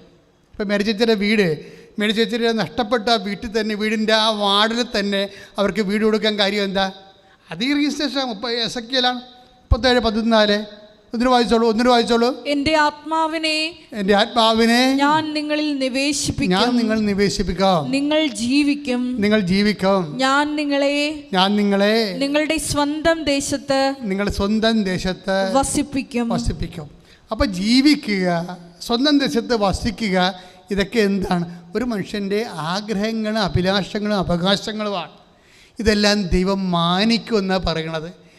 ഇതെല്ലാം നിൻ്റെ അഭിലാഷങ്ങൾ, നിൻ്റെ ആവശ്യങ്ങൾ, നിൻ്റെ അവകാശങ്ങൾ എല്ലാം ദൈവം മാനിക്കും എന്നുള്ളതിൻ്റെ ഒരടയാളമായിട്ടാണ് പറയണത്. അവൻ്റെ ഇഷ്ടത്തിന് അനപേക്ഷിതമായി. 1 യോഹന്നാൻ 5:14 എന്താണ്? അവൻ്റെ ഇഷ്ടത്തിന് പ്രാർത്ഥിച്ച് അവൻ്റെ ഇഷ്ടത്തിന് അനപേക്ഷിതമായി എന്തെങ്കിലും ചോദിച്ചാൽ അവനത് ചെയ്തു തരും എന്നുള്ളതാണ് അവനിലുള്ള നമ്മുടെ ഉറപ്പ്. അപ്പൊ ഈ വചനത്തിലൂടെ ലഭിക്കുന്ന, വാഗ്ദാനങ്ങളോട് ലഭിക്കുന്ന ഉറപ്പിനെ കുറിച്ചൊക്കെ നമുക്ക് നല്ല ബോധമുണ്ടാകണം. അപ്പോൾ നമുക്ക് ചഞ്ചലിപ്പില്ലാതെ ദൈവത്തോട് അവകാശബോധത്തോടെ അനുഗ്രഹം നമുക്ക് പ്രാർത്ഥിച്ച് ആവശ്യപ്പെടാൻ പറ്റും. പക്ഷേ എപ്പോഴും ആവശ്യപ്പെടുമ്പോൾ നമ്മൾ ശ്രദ്ധിക്കേണ്ട കാര്യം, നമുക്ക് ഒരു ഭാവി വേണമെന്ന് ദൈവം ആഗ്രഹിക്കുന്നുണ്ട്. അത് എല്ലാ വാഗ്ദാനങ്ങളുടെയും പദ്ധതിയുടെ ഒരു ഭാഗമാണ്. നമുക്ക് ശാശ്വതമായ ഒരു ഭാവി വേണമെന്ന് ഉള്ള ദൈവത്തിൻ്റെ ആഗ്രഹം. കാര്യം വാഗ്ദാനങ്ങളെല്ലാം പദ്ധതിയാണ്. ഇപ്പം ജെറമിയ 29:11 പദ്ധതിയെക്കുറിച്ച് പറയണതാണ്. കർത്താവ് അരുൾ ചെയ്യുന്നു, നിങ്ങളെക്കുറിച്ചുള്ള പദ്ധതി എൻ്റെ മനസ്സിലുണ്ട്. നിങ്ങളുടെ നാശത്തിനല്ല ക്ഷേമത്തിനുള്ള പദ്ധതി. നിങ്ങൾക്ക് ശുഭമായ ഭാവിയും പ്രത്യാശയും നൽകുന്ന പദ്ധതി. ഇവിടെയാണ് ഈ വചനം നമുക്ക് എപ്പോഴും കേൾക്കുന്നതാണ്. നമ്മൾ ജെറമിയ 29:11 എന്താണ്? നിന്നെക്കുറിച്ചൊരു പദ്ധതി ഉണ്ടെന്ന്. അതെല്ലാം എപ്പോഴും എല്ലാ ജനകേന്ദ്രങ്ങളിലും നമ്മൾ കേൾക്കുന്നതാണ്. പക്ഷേ ഇതിൻ്റെ അവസാനം പറഞ്ഞിരിക്കുന്നത് എന്താണെന്ന് നോക്കിയേ. എന്താണ്? വെറുതെ പദ്ധതിയല്ല, നിങ്ങൾക്ക് ശുഭമായ ഭാവിയും പിന്നെ എന്താ ഉള്ളത്? പ്രത്യാശയും നൽകുന്ന പദ്ധതി. അപ്പോൾ ദൈവികമായ പദ്ധതിയാണെങ്കിൽ തീർച്ചയായിട്ടും ഭാവി ശുഭമായ ഭാവിയായിരിക്കും. നിത്യതയാണ് ഉദ്ദേശിക്കുന്നത്. എല്ലാ പദ്ധതിയുടെ പിന്നിലും അത് ദൈവികമായ പദ്ധതിയാണെങ്കിൽ അത് നിത്യത ഉറപ്പുവരുത്തിയിരിക്കും. എല്ലാ പദ്ധതിപ്പത്തിൻ്റെ ജോലി, വീട്, വിവാഹം, മക്കൾ ഉണ്ടാവാത്തത് എന്ത് വിഷയമായാലും അതെല്ലാം ദൈവത്തിൻ്റെ പദ്ധതി പ്രകാരമാകുമ്പോഴേ അതിൽ നിത്യത അതിൻ്റെ കവറേജിൻ്റെ ഭാഗമായിട്ടിരിക്കും. ശുഭമായ ഭാവിയാണ്. മനുഷ്യരാശിയുടെ ശുഭമായ ഭാവി എന്ന് പറഞ്ഞാൽ എന്താണ്? നിത്യതയാണ്. സിമ്പിളല്ലേ? നമുക്ക് ഇവിടെ ഭൂമിയിലെ ആർക്കെന്ത് ഭാവി കിട്ടിയിട്ട് എന്ത് കാര്യം കൂടിപ്പോൾ 75 കൊല്ലത്തെ ഭാവിയല്ലേ ഉള്ളൂ. 75 കൊല്ലം ദൈവത്തിൻ്റെ തിരുസന്നിധിയിൽ ഒരു ശ്വാസത്തിൻ്റെ സമയം പോലും ഇല്ല. ഒരു ശ്വാസത്തിൻ്റെ സമയം പോലും ഇല്ലാത്തവന് ഭാവി ഉണ്ടാക്കി കൊടുത്തിട്ട് എന്നാ കാര്യമിരിക്കണത്? ഇപ്പോൾ വചനം ശുഭമായ ഭാവി എന്ന് പറഞ്ഞാൽ എന്താണ്? നിത്യതയാണ്. പ്രിയമുള്ളവരെ, നമ്മൾ ശുഭമായ ഭാവി എന്ന് പറയണത് ദൈവത്തിൻ്റെ കൂടെയുള്ള നിത്യമായ ജീവിതത്തെയാണെന്നാണ് പരിശുദ്ധാത്മാവ് ഇപ്പോൾ വ്യാഖ്യാനിച്ചത്. ഇത് ഓൺലൈനിൽ പരിശുദ്ധാത്മാവ് നൽകിയിട്ടുള്ള ഒരു അറിവ് ഞാൻ നിങ്ങളോട് പങ്കുവെച്ചതേ ഉള്ളൂ. പക്ഷേ അതുകൊണ്ടാണ് ചില കാര്യങ്ങൾ നമുക്ക് ലഭിക്കാതിരിക്കാനും കാരണം. ഈ നിത്യത എന്നുള്ള കണ്ടൻറ്റ് ഇതിലുള്ളത് കൊണ്ടാണ് ചില കാര്യങ്ങൾ നമ്മൾ ചോദിച്ചിട്ട് കിട്ടാത്തതിൻ്റെ കാരണം. കാര്യം എന്താണ്? അത് കിട്ടിയാൽ ചിലപ്പോൾ നിൻ്റെ ആത്മാവ് ദൈവത്തിന് നഷ്ടപ്പെട്ടെന്ന് വരും. കാര്യം നിത്യത എന്നുള്ള കണ്ടൻറ്റ് കിടക്കുന്ന നിൻ്റെ ദൈവികമായ പദ്ധതി ഉള്ളിടത്തോളം കാലം പല കാര്യങ്ങൾക്കും അനുഗ്രഹത്തിന് പകരം അഭിഷേകമേ കിട്ടത്തുള്ളൂ. ദൈവത്തിൽ നിന്ന് 2 ആനുകൂല്യങ്ങളാണ് മനുഷ്യന് കിട്ടുന്നത്. ഒന്നെന്താണ്? അനുഗ്രഹം. കേൾക്കുന്ന പ്രാർത്ഥനയ്ക്കാണ് അനുഗ്രഹം കിട്ടുന്നത്.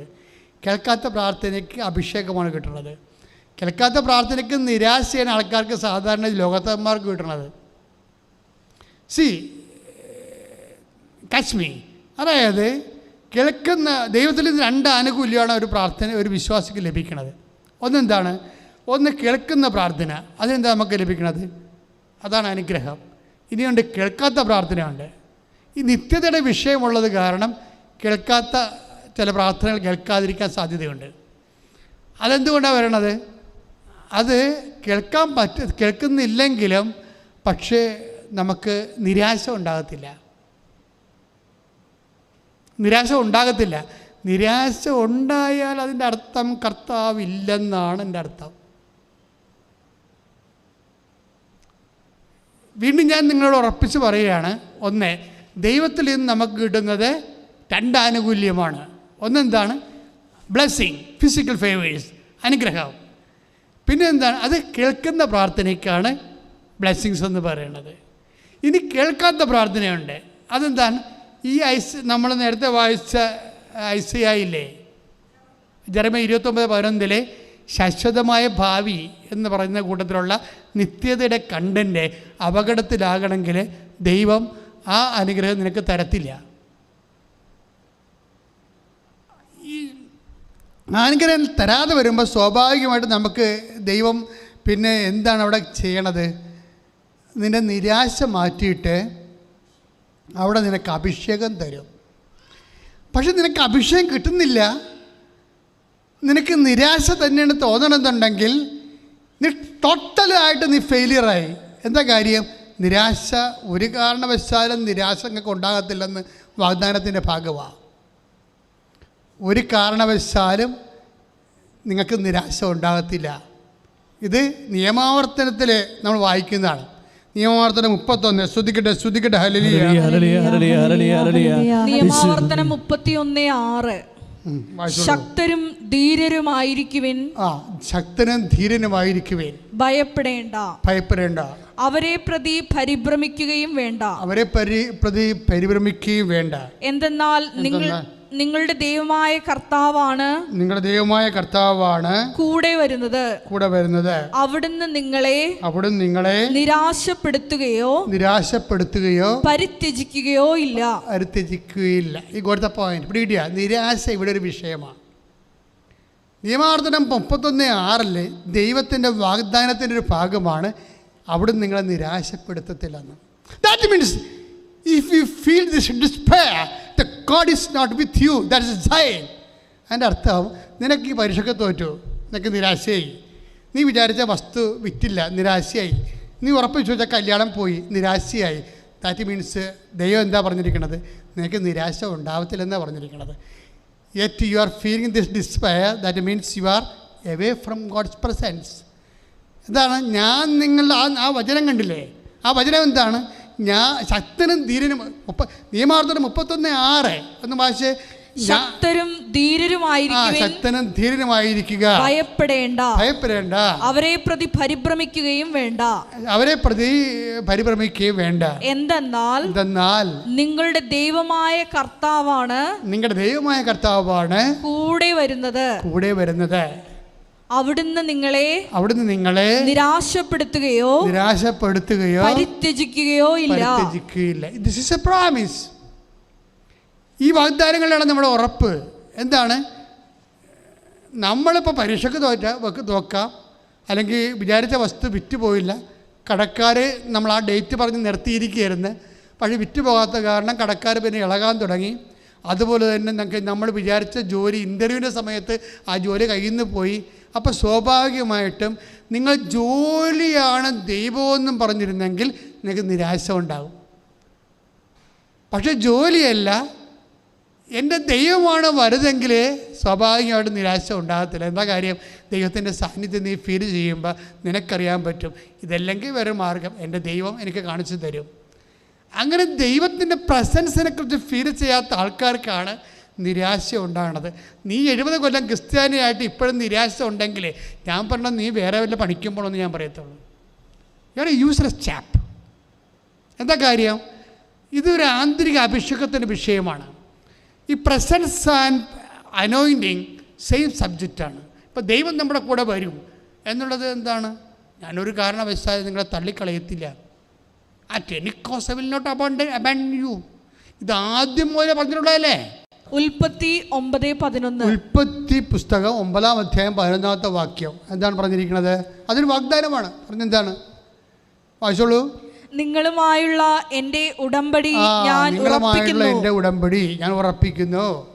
ഇനി ഒരിക്കലും വെള്ളപ്പൊക്കം കൊണ്ട് ജീവജാലങ്ങളെല്ലാം നശിക്കാൻ ഇടവരികയില്ല.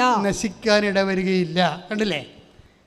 അപ്പോഴേ നമ്മളിനി എന്തെല്ലാം നമ്മുടെ കയ്യിൽ എന്തെങ്കിലും ദൈവത്തിൽ നിന്നൊക്കെ അകന്നു പോയാലും, പാപകരമായ ജീവിതത്തിൽ അകപ്പെട്ടു പോയാലും ദൈവം നശിപ്പിക്കത്തില്ല എന്ന് പറഞ്ഞൊരു വാഗ്ദാനമാണത്. ദൈവം നമ്മളെ ഫിസിക്കലായിട്ട് നശിപ്പിക്കത്തില്ല എന്നൊരു വാഗ്ദാനമുണ്ടത്. ഈ വാഗ്ദാനത്തിന് ചുവട് പിടിച്ചാണ് നിയമാവർത്തനമൊക്കെ എഴുതിയിരിക്കുന്നത്. ഇപ്പം നിയമാവർത്തനം നമ്മളെ വായിച്ചു 31:6. ശക്തരും ധീരനുമായിരിക്കുവേൻ, ഭയപ്പെടേണ്ട, അവരെ പ്രതി പരിഭ്രമിക്കുകയും വേണ്ട.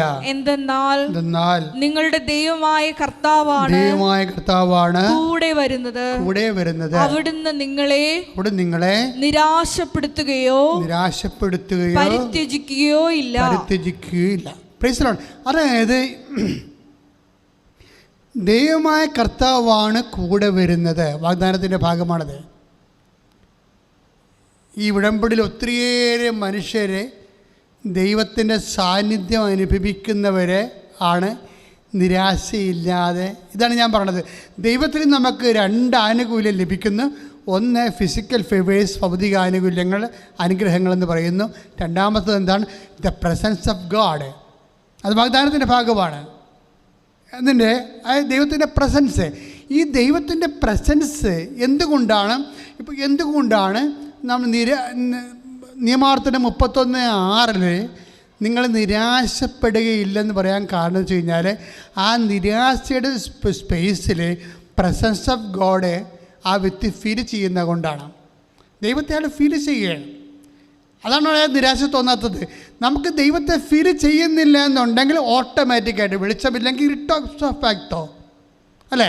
വെളിച്ചമില്ലെങ്കിൽ ഇരുട്ട് ഓഫ് ഫാക്ടോ, ഇരുട്ട് തീർച്ചയായിട്ടും ഉണ്ടാകും. അതിൻ്റെ അർത്ഥം എന്ന് പറഞ്ഞാൽ എപ്പോഴും ഉടമ്പടി എടുക്കുന്നവർ ദൈവത്തിനെയാണ് അൾട്ടിമേറ്റ് ആവശ്യമായിട്ട് കരുതേണ്ടത്. പറഞ്ഞ മനസ്സിലായില്ലേ? ഭൗതിക ആനുകൂല്യങ്ങളൊക്കെ ഉണ്ട്. എൻ്റെ ഏറ്റവും അൾട്ടിമേറ്റ് ആവശ്യം എന്താണ്? അതുകൊണ്ടാണ് 1 യോഹന്നാൻ 5:44 അവൻ്റെ തിരുഹിതമനുസരിച്ചാണ് നമ്മൾ എന്തെങ്കിലും ചോദിച്ചാൽ നമുക്കത് ലഭിക്കുമെന്നുള്ളതാണ് അവൻ്റെ ഏറ്റവും വലിയ ഉറപ്പെന്ന് പറയുന്നത്. അവൻ്റെ അൾട്ടിമേറ്റ് അവൻ്റെ മനസ്സിലിരിപ്പ് എന്താണ്? അവൻ്റെ സാന്നിധ്യം നമ്മൾ അനുഭവിക്കണം എന്നുള്ളതാണ്. The presence of God. ശക്തനും ധീരനുമായിരിക്കാൻ വേണ്ടി പറയുമ്പോഴും ഫീൽ ചെയ്യുന്നത് എന്താണ്? ഞാൻ നിങ്ങളുടെ കൂടെ വരുമെന്നുള്ളതാണ്. ഒരു വ്യക്തി ഉടമ്പടി എടുക്കുമ്പോൾ അവന് അനുഗ്രഹം ലഭിക്കാം, ഫിസിക്കൽ ഫേവേഴ്സ്. രണ്ടാമത്തത് എന്താണ്? അത് കേൾക്കുന്ന പ്രാർത്ഥനയാണ്. കേൾക്കാത്ത പ്രാർത്ഥനയിൽ അവൻ ചോദിച്ച കാര്യം കിട്ടത്തില്ല. പക്ഷേ വേറെ എന്ത് കിട്ടും? ദൈവത്തെ കിട്ടും. ദൈവത്തെ കിട്ടുന്നില്ലെങ്കിൽ അവന് സ്വാഭാവിക നിരാശ ഉണ്ടാകും. നിരാശ ഉണ്ടാകുമെങ്കിൽ അതിനർത്ഥം അവൻ ദൈവത്തെ കിട്ടിയിട്ടില്ലെന്ന അർത്ഥം. This is covenant. പിടികിട്ടിയോ? കഴിഞ്ഞ ദിവസങ്ങളിൽ ഒരു സാക്ഷ്യം ഉണ്ടായത്. സാക്ഷി ഇതാണ്, അജയ് തോമസിൻ്റെ സാക്ഷ്യം. ഞാൻ ആദ്യം പറഞ്ഞില്ലേ, അജയ് തോമസിൻ്റെ സാക്ഷ്യം എന്തുകൊണ്ടാണ് വേറിട്ട ഒരു വ്യത്യസ്തമായ സാക്ഷ്യമാണെന്ന് വെച്ച് കഴിഞ്ഞാൽ, ഇവൻ അവസാനം പറയുന്ന കുറച്ച് കാര്യങ്ങളാണ്. അതിലൊന്ന്, കുറേ കാര്യങ്ങൾ ആ സാക്ഷ്യത്തിലുണ്ട്. അതിന് ഒരെണ്ണമെന്ന് പറയണത്, ഈ വ്യക്തി IELTS തോറ്റുപോകുകയല്ല, പ്രതീക്ഷിക്കണ മാർക്ക് കിട്ടിയില്ല. ഏതാണ്ട് 6.5 ഏതാണ്ട് കിട്ടി. അല്ലെങ്കിൽ അതുകൊണ്ട് 7-8 ഉദ്ദേശിച്ചത്. 8 ആണ് സ്കോർ ഉദ്ദേശിച്ചത്. 8, 7, 7.5 സ്കോർ ഉദ്ദേശിച്ചത്.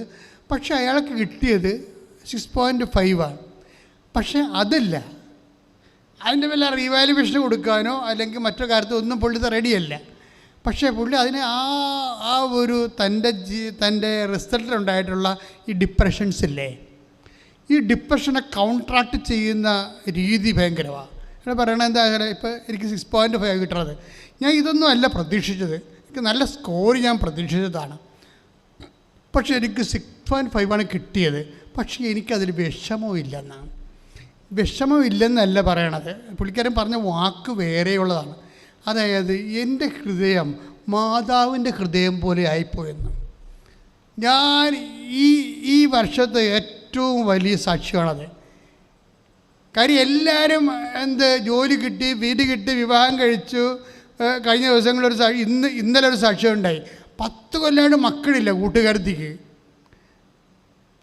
അവർ തമിഴിയൻസാണ്. പക്ഷേ ഈ വ്യക്തി ഉടമ്പടി എടുത്തപ്പോഴേ അവിടെ ആ കൂട്ടുകാരത്തിന് വയറെ കൊണ്ടുപോയി ഉടമ്പടി തൈലം വിശ്വാസ പ്രമാണം പറഞ്ഞു കൊടുത്തിട്ട് നിങ്ങളത് ചെല്ലിയിട്ട് വേണം നിങ്ങളുടെ വയറ്റിൽ തേക്കാനെന്ന് പറഞ്ഞ്. അങ്ങനെ വയറ്റിൽ തേച്ച് ഒറ്റ മാസത്തിനുള്ളിൽ അവർ പ്രഗ്നൻ്റായി. ആ ഒറ്റ പ്രസവത്തിൽ 3 കുഞ്ഞുങ്ങൾ ഗർഭം ധരിച്ച്. 10 കൊല്ലയുടെ മക്കളില്ല. ആ സാക്ഷി ഇട്ടിട്ടുണ്ട് കേട്ടോ, ഈ ദിവസങ്ങളിൽ കിടക്കുന്നുണ്ടത്, അപ്പം ചെയ്തിട്ടുണ്ട്. പക്ഷേ ആ സാക്ഷ്യത്തിൻ്റെ പോക്ക് എന്താണ്? അവരിവിടെ ഉടമ്പടി ചെയ്യാൻ വന്നിട്ടില്ല, കൂട്ടുകാരത്തെയാണ് വന്നത്. അവരുടെ കാര്യത്തിൽ ഉടമ്പടി ചെയ്യാൻ വേണ്ടി വന്നു. അപ്പോൾ 1.5 വർഷമായിട്ട് ഒരു കൃപാസനത്തെക്കുറിച്ച് ഈ തമിഴ് സുഹൃത്തിനോട് പറയുന്നുണ്ട്. കൃപാസനത്തിൽ മാതാവ് പ്രത്യക്ഷപ്പെട്ടതാണ്, അവർ ഉടമ്പടി എന്നും പറഞ്ഞൊരു പ്രാർത്ഥനയുണ്ട്, അതിലൂടെയാണ് ആൾക്കാരെല്ലാം സഹായിക്കുന്നത്, അമ്മയെ ഒത്തിരി പേര് കണ്ടിട്ടുണ്ടെന്നൊക്കെ പറഞ്ഞു തരികയാണ്. പക്ഷേ എങ്കിലും ഇവർ ഉടമ്പടി എടുത്തപ്പോൾ പരിശുദ്ധാത്മാവ് അവരൊന്ന് തൊട്ട് എടുത്തപ്പോൾ ഈ ഉടമ്പടി അവൾക്ക് കൊടുക്കണം, അവിടെ വയറെ കൊണ്ടുപോയി ഉടമ്പടി തൈലം ഒന്ന് തേക്കണം. അത് വിശ്വാസപ്രമാണം ചൊല്ലി. ഇപ്പോഴത്തെ ആൾക്കാരുടെയൊക്കെ എക്സിക്യൂഷൻ രീതി ഭയങ്കരമാണ്. അതായത് ഞാൻ എന്താണ് പറഞ്ഞു കൊടുക്കുന്നത് അതാണ് ആൾക്കാർ ചെയ്യണത്, അല്ല കയ്യിൽ നിന്നിട്ടൊന്നും ചെയ്തില്ല. വിശ്വാസപ്രമാണം ചൊല്ലി വേണം അവിടെ വയറയിൽ അവർ പുരട്ടാൻ. ഇവർ പുരട്ടി കൊടുത്തൊന്നുമല്ല, അവർക്ക് ഉടമ്പടി തൈലം മാത്രമേ കൊടുത്തുള്ളൂ. എന്നിട്ട് ആ വ്യക്തി വിശ്വാസപ്രമാണം ചൊല്ലിയിട്ട് അവിടെ അടിവയറ്റിൽ ഒരു കുരിശിട്ടപ്പോൾ എന്താ പറ്റി? ഉദരം കർത്താവിൻ്റെതായി മാറി. ഉദരം കർത്താവിൻ്റെതായി മാറി. എന്താണ്? യേശു കർത്താവാണെന്ന് അതരം കൊണ്ട് ഏറ്റു പറയുകയില്ലേ? ആ വയറിൽ കുഞ്ഞുണ്ടാകുമോ കുഞ്ഞുണ്ടാകത്തില്ലയോ, സിസ്റ്റാണോ, അണ്ടം വർത്തിക്കുന്നോ, അണ്ടം വളരുന്നുണ്ടോ വളരുന്നില്ലേ, അണ്ടത്തിന് ഓട്ടമുണ്ടോ, അല്ലെങ്കിൽ അതിൻ്റെ കോഡ് കറക്റ്റാണോ ബ്ലോക്കാണോ, ഇങ്ങനെയുള്ള കാര്യങ്ങളൊന്നുമല്ല പ്രശ്നം. എന്താണ്? അതൊന്നുമല്ല കർത്താവ്. നിൻ്റെ ഗർഭാശയത്തിലെ സിസ്റ്റല്ല നിൻ്റെ ചിന്തയിൽ ചിലപ്പോഴും കർത്താവായിട്ടിരിക്കണം, അതായിരിക്കും.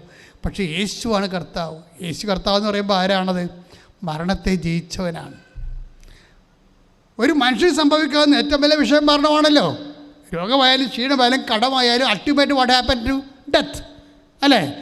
ആ ഡെത്തിനെ പോലും, ആ മരണത്തെ അതിജീവിച്ചതാണ് യേശു. യേശു കർത്താവ് എന്ന് പറയുമ്പോൾ മരണത്തിൻ്റെ അതിനാഥൻ എന്നാണ് എൻ്റെ അർത്ഥം. അപ്പം മരിച്ചു കിടക്കണ, ചത്ത് കിടക്കണ ഗർഭപാത്രം ഉടനെ ചാടി എഴുന്നേക്കുകയാണ്, ജീവൻ വെക്കുകയാണത്.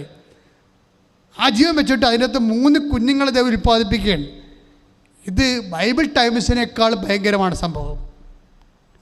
ബൈബിൾ ടൈംസിൽ പോലും ഇത്തരം ഒരു സാക്ഷ്യം ബൈബിളിലില്ല. ഉണ്ടോ? 10 കൊല്ലം മക്കളായിട്ടില്ല എന്നിട്ട് ഗർഭപാത്രത്തിൽ 3 കുഞ്ഞുങ്ങളെ കിട്ടിയ സാക്ഷ്യം ബൈബിളില്ലല്ലോ. അത് ഈശോ പറഞ്ഞതാണ്. ഞാൻ എൻ്റെ പിതാവിൻ്റെ അടുക്കലേക്ക് പോകുന്നത് കൊണ്ട് ഇതിനേക്കാൾ വലിയ കാര്യങ്ങൾ നിങ്ങൾ ചെയ്യുമെന്ന് ഈശോ പറഞ്ഞതിൻ്റെ അത് വാഗ്ദാനത്തിൻ്റെ ഭാഗമാണ്. നമുക്ക് എന്തെങ്കിലും സംഭവിക്കുന്നുണ്ടെങ്കിൽ ഓർക്ക് ദൈവപദരെ, അതെല്ലാം ഈശോയുടെ വാഗ്ദാനത്തിൻ്റെ ഭാഗമാണ്. ഈ വാഗ്ദാനത്തിൻ്റെ അടിസ്ഥാനം എന്താണ്? അതാണ് യാക്കോബ് 2:5 ഞാൻ പറഞ്ഞത്. ദൈവത്തിൻ്റെ സ്നേഹമാണ്. ദൈവത്തിൻ്റെ സ്നേഹമാണ്. Receive Jesus Christ and get saved. അതാണല്ലേ ദൈവം പറയണത്. ഓരോ അനുഗ്രഹത്തിലൂടെ, ഓരോ അടയാളത്തിലൂടെ പറഞ്ഞത് എന്താണ്? എൻ്റെ പുത്രനെ സ്വീകരിക്കുക, നിത്യരക്ഷ പ്രാപിക്കുക. Very simple. എൻ്റെ പുത്രനെ സ്വീകരിക്കുക, നിത്യരക്ഷ പ്രാപിക്കുക. ചെറിയ അടയാളം മുതൽ വലിയ അടയാളം വരെ ആകുമ്പോൾ ശാശ്വതമായ ഭാവി ആയില്ലേ? ഐസയ 29:11 ശാശ്വതമായ ഭാവി എന്ന് പറയുന്നത് എന്താണ്?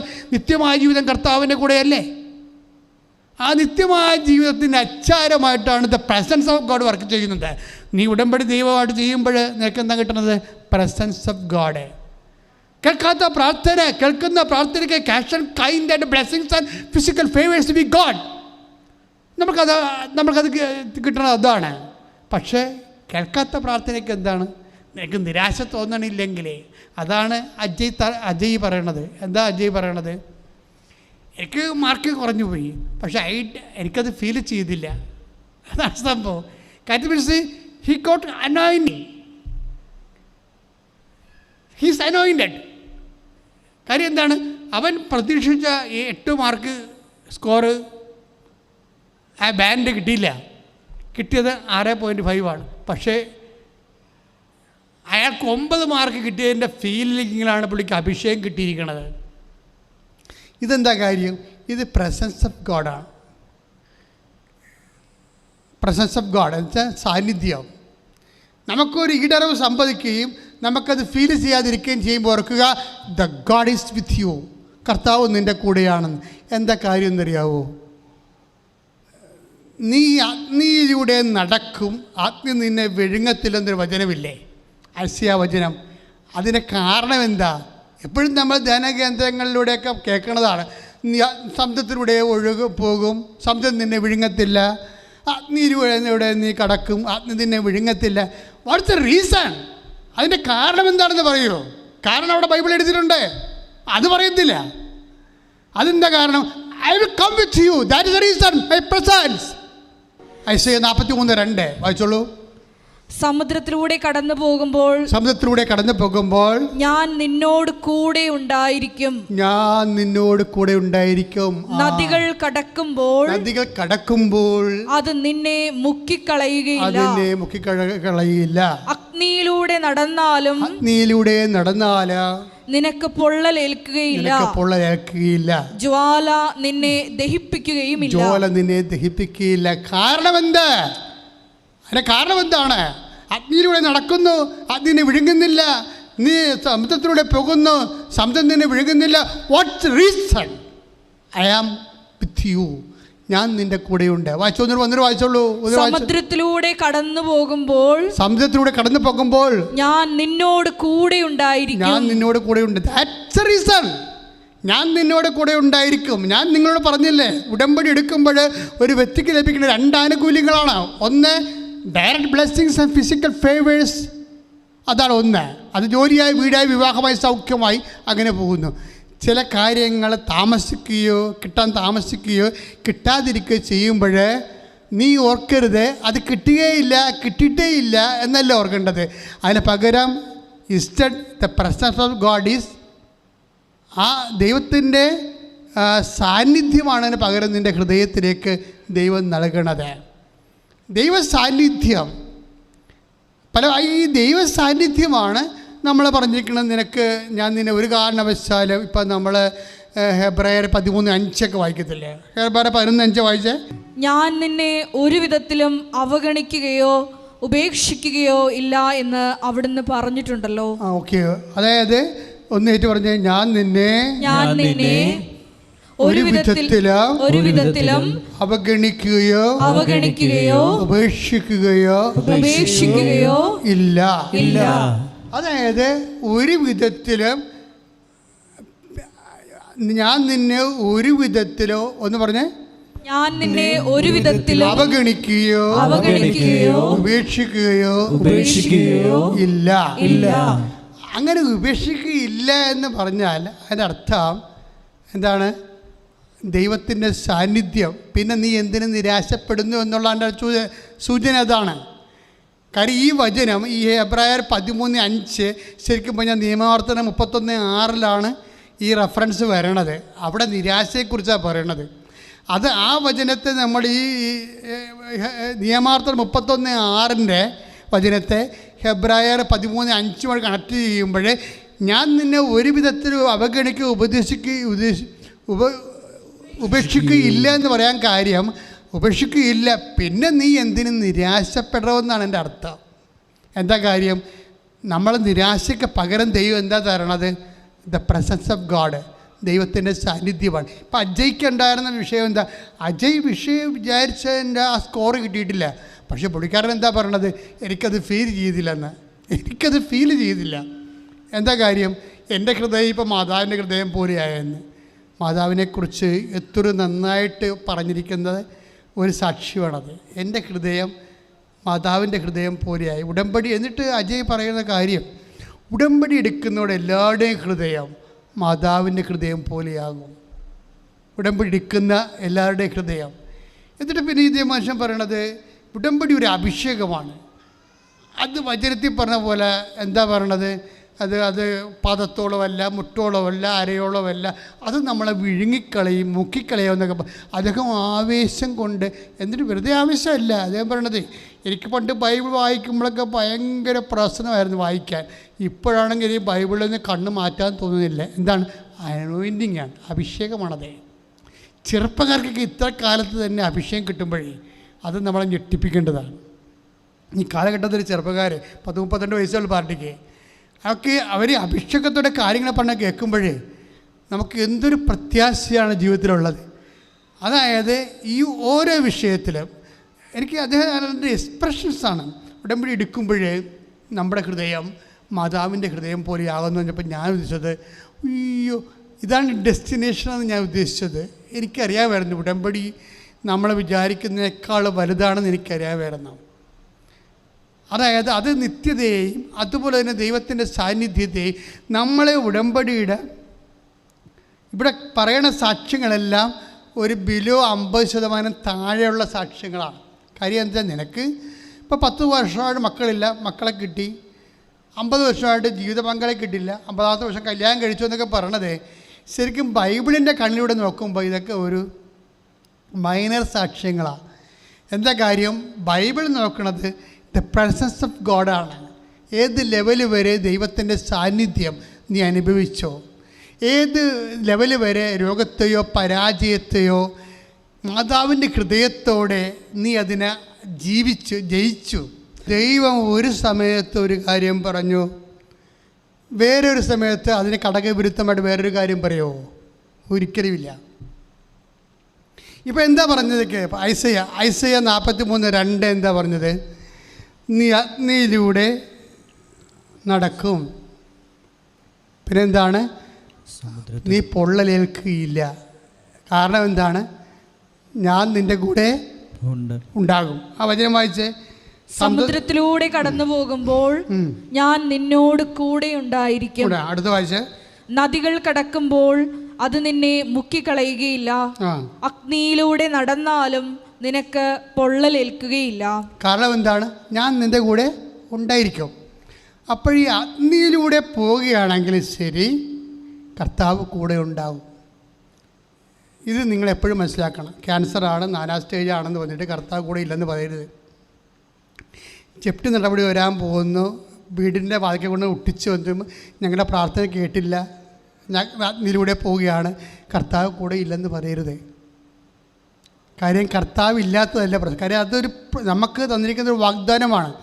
നീ അഗ്നിയിലൂടെ പോകും, പക്ഷേ ഞാൻ നിൻ്റെ കൂടെ ഉണ്ടാകും. അതായത് ഞാൻ എപ്പോഴും ഓർക്കുവേ, ഇവിടെ കർത്താവ് അഗ്നിയിലൂടെ, ഇപ്പം ഞാൻ തന്നെ കുറേ അഗ്നിയിലൂടെ പോയിട്ടുള്ള ആളാണ്. ആ സമയത്തൊക്കെ കർത്താവിൻ്റെ കൂടെയുണ്ട്. എനിക്കത് വചനത്തിലൂടെ ആയാലും പ്രാർത്ഥനയിലൂടെ ആയാലൊക്കെ പലപ്പോഴും മനസ്സിലാക്കിയിട്ടുണ്ട്. ആ സമയം കഴിയുമ്പോൾ കർത്താവിന് അതിനെ തരണം ചെയ്യാൻ വേണ്ടി കർത്താവ് നമുക്ക് ശക്തി തന്നുണ്ട്. 1 രാജാക്കന്മാർ 19. അതായത് അഗ്നി ഉണ്ടായിരുന്ന സമയം അഗ്നിയിൽ കർത്താവ് ഇല്ലാഞ്ഞെന്നും പറഞ്ഞൊരു വചനമുണ്ട്. ഇത് തമ്മിൽ യോജിക്കണില്ല. 1 രാജാക്കന്മാർ 19:12. അത് വായിച്ചേ. എന്താ വായിച്ചേ? ഭൂകമ്പത്തിന് ശേഷം അഗ്നി ഉണ്ടായി. ഭൂകമ്പത്തിന് ശേഷം അഗ്നി ഉണ്ടായി. അഗ്നിയിലും കർത്താവില്ലായിരുന്നു. അഗ്നിയിലും കർത്താവില്ലായിരുന്നു. എന്താ പ്രോബ്ലം വെച്ച് കഴിഞ്ഞാലേ, അഗ്നിയിൽ കർത്താവില്ലെന്ന് പറയേണ്ട കാര്യമില്ലല്ലോ. അഗ്നിയിൽ കർത്താവ് ഉണ്ടെന്നല്ലോ. അഗ്നിയിൽ കർത്താവുണ്ട്. ഈ മനുഷ്യന് ആ സമയത്ത് ഫീൽ ചെയ്യുന്നില്ല. അതാണ് പ്രശ്നം. ഇത് കാര്യം അഗ്നിയിൽ കർത്താവില്ലെന്ന് പറഞ്ഞുകൊണ്ട് ധ്യാന കേന്ദ്രങ്ങളെല്ലാം നിൻ്റെ ചില സമയത്തുള്ള സകല സമയത്ത് കർത്താവ് കൂടെ ഉണ്ടാകത്തില്ലെന്നൊക്കെ പറഞ്ഞ് പഠിപ്പിച്ചിട്ടുണ്ട്. This is wrong. ഇവിടെ എന്താ പ്രോബ്ലം എന്ന് വെച്ച് കഴിഞ്ഞാൽ, അഗ്നി നമുക്ക് തന്നിരിക്കുന്ന പ്രോമിസാണത്. ഇത് പ്രോമിസും നടക്കണ കാര്യം നമ്മൾ പ്രോമിസാണ് വിലയിരുത്തേണ്ടത്. പ്രോമിസ് എന്താണ്? ഐസയ 43:2 പ്രോമിസ്. എന്താണ്? വാഗ്ദാനം. എന്താണ്? നീ അഗ്നിയിലൂടെ നടക്കും, പിന്നെ എന്താണ്? അഗ്നി നിന്നെ വിഴുങ്ങത്തില്ല. അത് പ്രോമിസ്.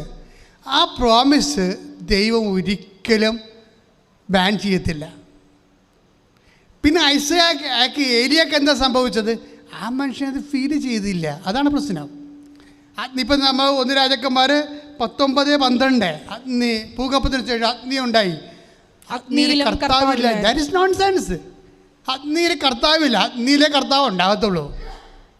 നമ്മളതറിയണമെങ്കിലേ നമ്മളുടെ ദാനിയേലിൻ്റെ പുസ്തകം 3:25 ദാനിയേൽ 3:25 എന്താ പറയണത്? അതായത് അബ്നഗോ, ഷദ്രാക്ക്, മെസ്സാക്ക്, ഈ നബൂഖദ്നേസർ, ഈ ആൾക്കാരെ എല്ലാം കൊണ്ടുവന്നിട്ട് ഫർണസിനിടത്തില്ലേ? ഈ അബ്നഗോയെയും അതുപോലെ തന്നെ മെഷാക്കിനെ, ഷദ്രാക്കിനെയും ഒക്കെ കൊണ്ടുവന്ന് തീ കൂട്ടി ഫർണസിലിടും, വെന്ത് കരിച്ചു കളയാൻ വേണ്ടി. എന്നിട്ട് ആ സമയത്ത് ഇവർ കരിഞ്ഞ് ചാകണതും അലറി നിലവിളിക്കണം കാണാൻ വേണ്ടി നെബൂഖദ്നേസർ വരും. അപ്പം നെബൂഖദ്നേസർ സേനാനായകനോട് എന്താ ചോദിക്കണത്? സേനാനായകനോട് ചോദിക്കണത്, നമ്മൾ 3 പേരെ അല്ലേ അഗ്നിയിലോട്ട് എറിഞ്ഞത്? അവിടെ 4 പേരെ കാണുന്നുണ്ടല്ലോ. അയാൾ ദൈവപുത്രനെ പോലെ ഇരിക്കുന്നല്ലോ. വായിച്ചത് ദാനിയേൽ 3:25. എന്നാൽ അഗ്നിയുടെ നടുവിൽ ബന്ധനം കൂടാതെ 4 പേർ നടക്കുന്നത് ഞാൻ കാണുന്നു. എന്നാൽ അഗ്നിയുടെ നടുവിൽ ബന്ധനം കൂടാതെ 4 പേർ നടക്കുന്നത് ഞാൻ കാണുന്നു. അവർക്ക് ഒരു ഉപദ്രവവും ഏറ്റിട്ടില്ല. നാലാമത്തവൻ കാഴ്ചയിൽ ദേവകുമാരനെ പോലെ ഇരിക്കുന്നു. അതായത് നീ വിശ്വാസിയാണോ? ഏത് അഗ്നിയായാലും നിൻ്റെ കൂടെ കർത്താവ് ഉണ്ടായിരിക്കും. അതെന്താണ്? അത് ഐസയ 43:2 വാഗ്ദാനമാണ്, പ്രോമിസാണ്. നീ അഗ്നിയിലൂടെ നടക്കും, അഗ്നി നിന്നെ വിഴുങ്ങത്തില്ലെന്ന് പറയും. അപ്പോൾ പിന്നെ എന്താ ഏലിയാക്ക് എന്നാ സംഭവിച്ചത്? ഏലിയ അഗ്നിയിൽ കർത്താവിലെന്ന് പറയാൻ എന്താ? He was not in a position to experience the anointing and the presence of God. Presence of God experience ചെയ്യുക എന്നുള്ളത് ദൈവം അനുവദിച്ചു കൊടുക്കേണ്ട കാര്യമാണ്. അതൊരു പ്രധാനപ്പെട്ട വിഷയമാണ്. ഈ മനുഷ്യൻ ബാലൻ്റെ പ്രവാചകന്മാരൊക്കെ കൊന്ന് യെസബേൽ ആ മനുഷ്യൻ്റെ ജീവന് വേണ്ടി വേട്ടയാടി ഓടിച്ച് പേടി വെച്ച് വന്ന് ഇവിടെ ഹൊറേബിലെ കാർമലിൽ നിൽക്കുകയാണ്.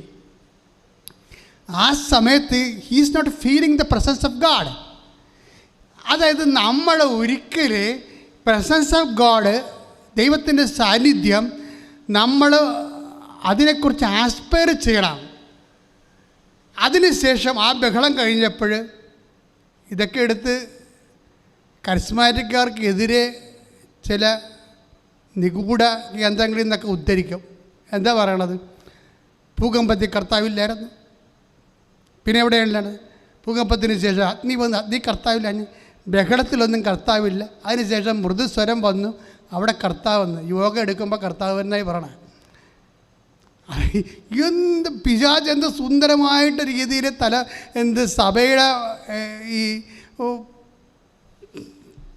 പഠനങ്ങളുള്ള ആൾക്കാരെ പോലും പഠിച്ചിരിക്കുന്നുണ്ട്. ഇതൊന്നുമല്ല അവിടുത്തെ വിഷയം. കരിസ്മാറ്റിക്കാർക്കിടെ പാര വെക്കാൻ വേണ്ടി കർത്താവിൻ്റെ വചനം ഉപയോഗിക്കരുത്. കാര്യം അതൊക്കെ ജീവിത അനുഭവങ്ങൾ അവിടെ പറയണത്. ആ ജീവിതത്തിൻ്റെ ഏത് അനുഭവമായാലും അത് തീയെപ്പോലെ പൊള്ളുന്നതായാലും വെള്ളത്തുപോലെ മുക്കുന്നതായാലും നിൻ്റെ ദൈവത്തിൻ്റെ സാന്നിധ്യം ഉണ്ടാവും. പിന്നെ ചില സമയത്ത് ആ സാന്നിധ്യം അനുഭവിക്കാൻ നിനക്ക് അയാൾ ഇപ്പം അതിന് ശേഷം അയാളുടെ ആദ്യത്തെ പരവേശവും ബഹളവും വെകിളിയും കിതപ്പലും ആ മനുഷ്യൻ എന്താ പറയണ ദൈവത്തോട്? ഞാൻ മാത്രമേ അവശേഷിച്ചിട്ടുള്ളൂ, ബാക്കി എല്ലാവരും ചത്തുപോയി, ഞാൻ മാത്രമേ അവശേഷിച്ചിട്ടുള്ളൂ. അപ്പം അദ്ദേഹത്തിൻ്റെ അത്ര ഒരു ജീവിതത്തിൽ സംഭവിച്ച വിഷയങ്ങളെക്കുറിച്ചുള്ള അദ്ദേഹത്തിൻ്റെ ഒരു കാഴ്ചപ്പാടിൻ്റെ അന്ധത കൊണ്ടാണ് ദൈവത്തിൻ്റെ ഫീൽ ചെയ്യാത്തത്. അതിനുശേഷം അവിടെ ശാന്തമായപ്പോൾ ദൈവത്തിൻ്റെ സാന്നിധ്യം ഫീൽ ചെയ്തു. അത് കറക്റ്റായിട്ട് കാര്യമാണത്. ഏരിയക്ക് സാന്നിധ്യം ഇല്ലാഞ്ഞിട്ടല്ലല്ലോ. അങ്ങക്ക് ആ സമയത്ത് ഫീൽ ചെയ്യില്ല. ജെസബേൽ അയാളെ കൊല്ലാൻ ഓടിച്ചിടുന്നു. നാളെ സൂര്യൻ അസ്തമിക്കുകയാണെങ്കിൽ നിൻ്റെ പെടലി ഉണ്ടാകത്തില്ലെന്ന് പറഞ്ഞിരിക്കുന്ന സമയത്ത് ആ സംഘർഷത്തിൽ ചെന്ന് പെട്ടിട്ട് ദൈവത്തിൻ്റെ സാന്നിധ്യം ഹീസ് നോട്ട് ഫീലിംഗ്. അതായത് നമ്മൾക്കൊരു വിഷമസന്ധി ആയാലും കടമായാലും ജപ്തി ആയാലും ക്യാൻസർ ആയാലും ആ സമയത്ത് ഞാൻ കർത്താവിൻ്റെ സാന്നിധ്യം ഫീൽ ചെയ്യാൻ കഴിഞ്ഞാൽ അപ്പോഴാണ് നമ്മുടെ ആധ്യാത്മികതയിൽ നമ്മൾ ഉടമ്പടി അത് ലക്ഷ്യം കൈവരിക്കുന്നത്. ഉടമ്പടി ഒരു ലക്ഷ്യമാണ്. ഒരു വാഗ്ദാനമാണ്. ഇപ്പം ഇപ്പം ഉദാഹരണത്തിന് കർത്താവ് കൂടെ നടന്നിട്ട് ചില അണ്ണന്മാർക്ക് മനസ്സിലായില്ലല്ലോ. അല്ല, എമാവൂസിലെ കർത്താവ് കൂടെ എന്താ പറഞ്ഞിരിക്കുന്നത്? അതായത് 24:16 ലുക്കാൻ്റെ സുവിശേഷം, ലുക്ക 24:16 ശ്രദ്ധിക്കട്ടെ. ഹല്ലേലൂയ. അവനെ തിരിച്ചറിയാൻ കഴിയാത്ത വിധം അവരുടെ കണ്ണുകൾ മൂടപ്പെട്ടു. അതാണ് സംഭവം. ലേലിയക്ക് സംഭവിച്ചത് അതാണ്. അതായത് കർത്താവുണ്ട്, പക്ഷെ അങ്ങേരുടെ സംഘർഷവും ജെസിബേലിനുള്ള പേടിയും എല്ലാം കൊണ്ടും പുള്ളിക്കാരന് വിശപ്പും എല്ലാ പ്രശ്നങ്ങളും വന്നിട്ട് he is not in a position to experience the presence of God. കർത്താവിൻ്റെ പ്രസൻസ് ഫീൽ ചെയ്യാൻ അദ്ദേഹത്തിന് ഒരു പൊസിഷനല്ല. പക്ഷേ ഇത് നമുക്ക് ബോധപൂർവ്വം ഇതൊരു ധാരണയുടെ പ്രശ്നമാണ്. ഇങ്ങനെയുള്ള സംഘർഷമായ സമയത്തും കർത്താവ് എൻ്റെ കൂടെ ഉണ്ടാകും എന്നുള്ളത് പ്രോമിസിൻ്റെ ഭാഗമാണ്. പ്രോമിസ്. നീ ജയിലിലാണെങ്കിൽ പോലും ഓർക്കുക കർത്താവ് നിൻ്റെ കൂടെ ഉണ്ടെന്നാണ്. അതിലൂടെ നടന്നാലും അതെല്ലാം ഐസയാ 43:2 പ്രോമിസാണ്, വാഗ്ദാനമാണ്. ദൈവം വാഗ്ദാനങ്ങൾ വിശ്വസ്തനാണ്. അവരെങ്ങനെ വാക്ക് പാലിക്കാതിരിക്കാൻ പറ്റും? പിന്നെ അഗ്നി ഇല്ലെന്ന് പറഞ്ഞാൽ എങ്ങനെയാണ്?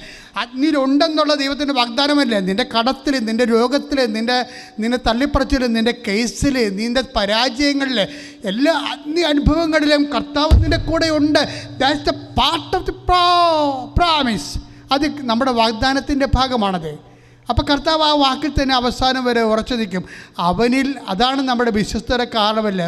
ഹെബ്രായർ 10:23 നമ്മോട് വാഗ്ദാനം ചെയ്തിരിക്കുന്നവൻ വിശ്വസ്തനാകയാൽ നമ്മുടെ പ്രത്യാശ ഏറ്റുപറയുന്നതിൽ നാം സ്ഥിരതയുള്ളവരായിരിക്കണം. മനസ്സിലായില്ലേ? അപ്പം നമ്മോട് വാഗ്ദാനം ചെയ്തിരിക്കുന്നവൻ ആരാണെന്നാ പറഞ്ഞത്? വിശ്വസ്തനാണ്. അതാണ് സംഭവം. അപ്പം നമ്മോട് വാഗ്ദാനം ചെയ്തിരിക്കുന്നത് എന്താണ്? നീ അഗ്നിയിലൂടെ നടക്കും, അത് നിന്നെ പൊള്ളിക്കത്തില്ലെന്നാണ് പറഞ്ഞത്. അത് വാഗ്ദാനമാണത്. നമ്മൾ വാഗ്ദാനം ചെയ്തിരിക്കുകയാണ്. ഐസയ 43:2 അവൻ ആരാണെന്നാണ് ഹെബ്രായർ 10:23 പറയണത്? അവൻ വിശ്വസ്തനാണ്. അതുകൊണ്ട് എന്താണ്? അവനിലുള്ള പ്രത്യാശ. വായിച്ചോളൂ. വിശ്വസ്തനാകയാൽ നമ്മുടെ പ്രത്യാശ ഏറ്റുപറയുന്നതിൽ നാം സ്ഥിരതയുള്ളവരായിരിക്കണം. ഈ സമയത്ത്, അതായത് വേദനയുടെ സമയത്ത്, അഗ്നി പൊള്ളുന്ന പോലെ അനുഭവങ്ങളുള്ള സമയത്ത്, കടങ്ങളുടെ സമയത്ത്, എന്തെങ്കിലും നഷ്ടപ്പെടുന്ന സമയത്തൊക്കെ എന്ത് ചെയ്യണം? പ്രത്യാശ ഏറ്റുപറയുന്നതിൽ നമ്മൾ സ്ഥിരതയുള്ളവരായിരിക്കണം. അല്ലാതെ സന്തോഷ സമയത്ത് പ്രാർത്ഥിക്കുകയും സങ്കടം വരുമ്പോൾ മറികടന്ന് ഉറങ്ങുകയും അല്ലെങ്കിൽ സ്മോൾ അടിക്കുകയും അല്ലെങ്കിൽ പ്രാർത്ഥന നടത്താതിരിക്കുകയും ചെയ്യുന്നില്ല. അതാണ് സ്ഥിരതയുടെ പ്രശ്നമുണ്ട്.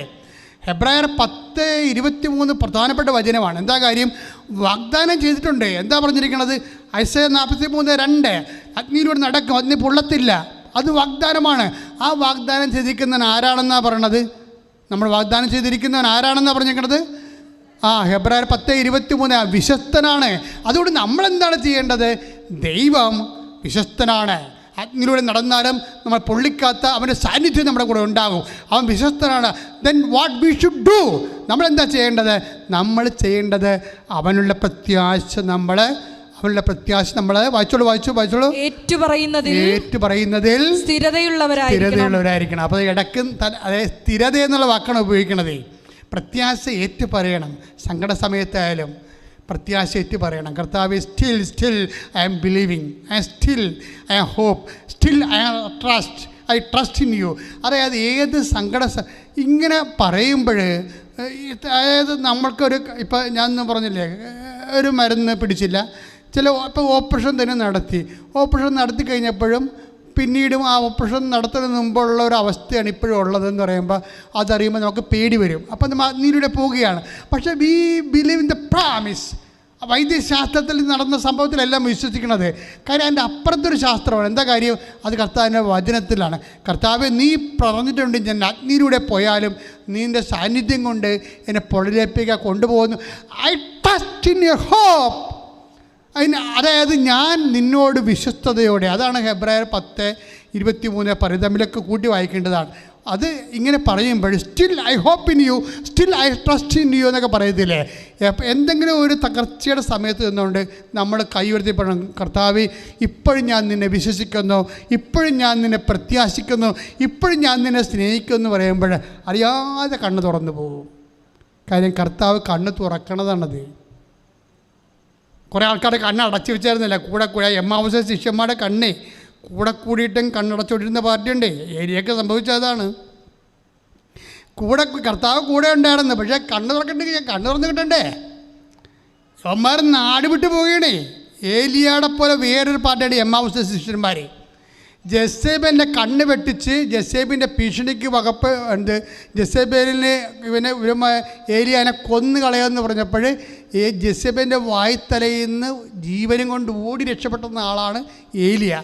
അതുതന്നെയാണ് കർത്താവിനെ കൊന്നവരെ ഞങ്ങളെയും കൊല്ലുമെന്നും പറഞ്ഞുകൊണ്ട് ജെറുസലേമിൽ നിന്ന് എമ്മാവസിലേക്ക് ഓടി രക്ഷപ്പെട്ട ആളാണ് എമ്മാവസ ശിഷ്യന്മാർ.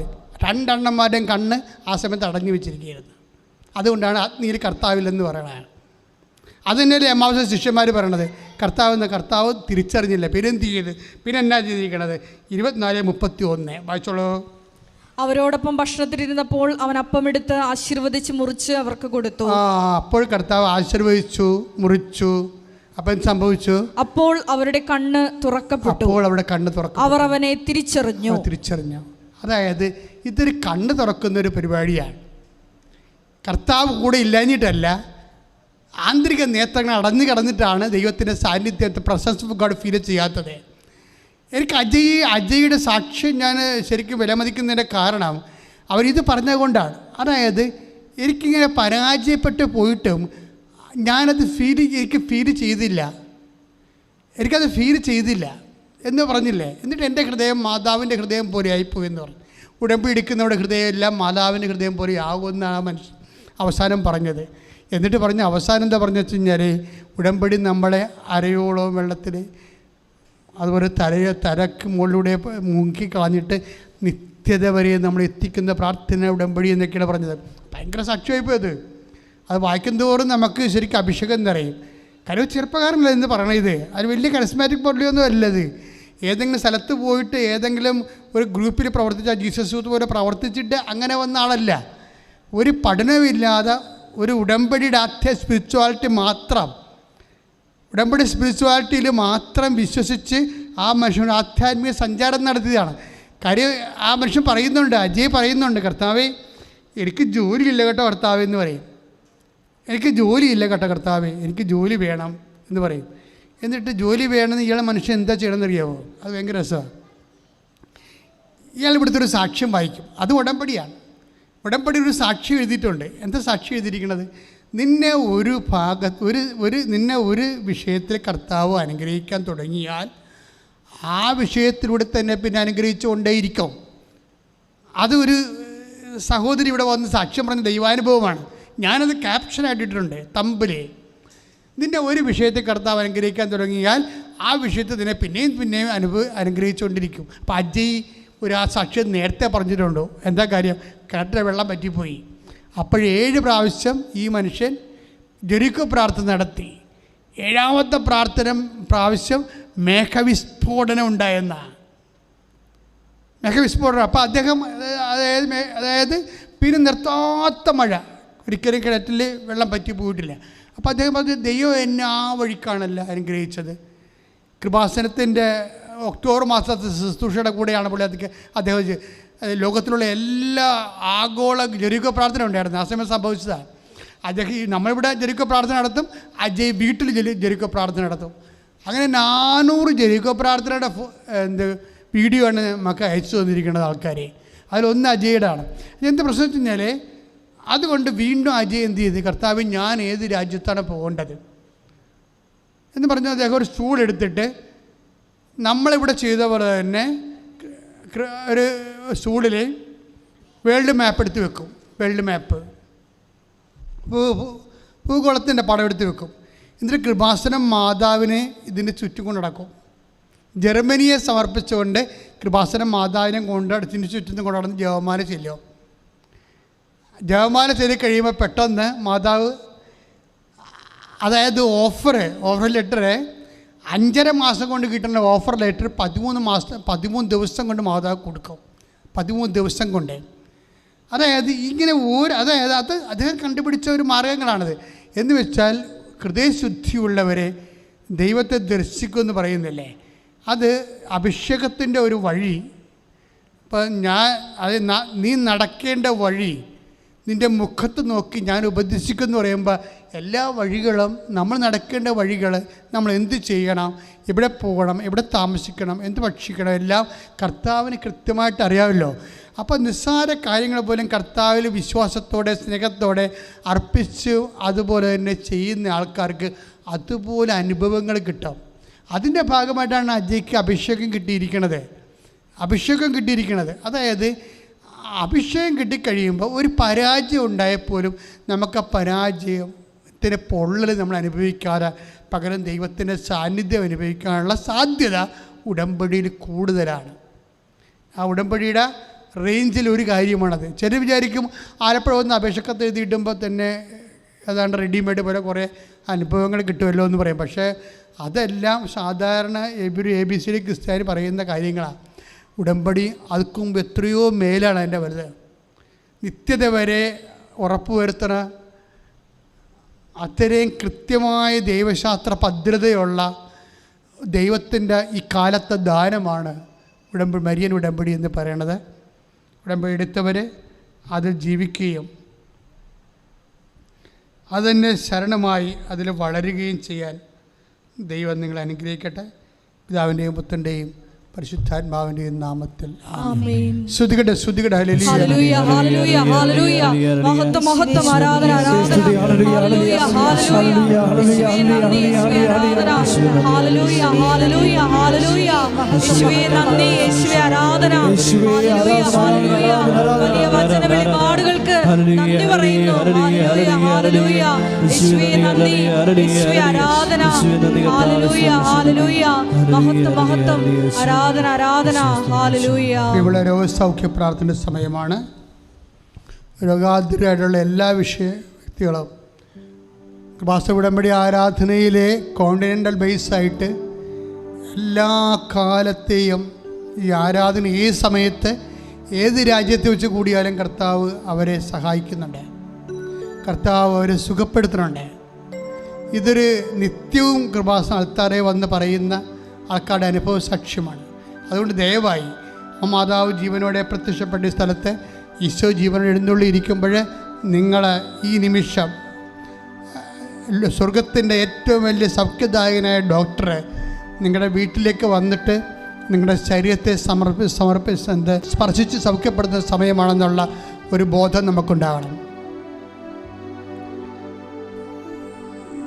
ശ്വാസകോശ രോഗികളെ നെഞ്ചത്ത് കൈവച്ച് പ്രാർത്ഥിക്കേണ്ടതാണ് ഈ സമയത്ത്. കരളിലും ശ്വാസകോശങ്ങളിലുമൊക്കെ കരളി എൻലാർജ് ചെയ്യുന്നവർ, മഹോദര രോഗികൾ, ശ്വാസം മുട്ടിൻ്റെ അസുഖമുള്ളവർ, ഹൃദയത്തിൽ വേണ്ടത്ര ഓക്സിജൻ കിട്ടാത്തവർ, അതിൻ്റെ പേരിൽ ഉറക്കം നഷ്ടപ്പെടുന്നവർ ഒക്കെ നെഞ്ചത്ത് കൈവച്ച് പ്രാർത്ഥിക്കുമ്പോൾ ഇപ്പോഴും പരിശുദ്ധമ്മ നിങ്ങൾക്ക് വേണ്ടി മധ്യസ്ഥം വഹിക്കണമെന്ന്. തൈറോയ്ഡ് രോഗികൾ തൊണ്ടയിൽ കൈവച്ച് പ്രാർത്ഥിക്കേണ്ടതാണ്. ടോൺസൈറ്റ് രോഗികളും സ്പോണ്ടിലോസിസ് രോഗികളും കഴുത്തിൽ കൈവച്ച് പ്രാർത്ഥിക്കേണ്ടതാണ്. ശിരസിൻ്റെ അസുഖമുള്ളവരെ, തലവേദന വിട്ടുമാറാത്തവർ നെറ്റിയിൽ കൈവച്ചുകൊണ്ട് പ്രാർത്ഥിക്കേണ്ടതാണ്.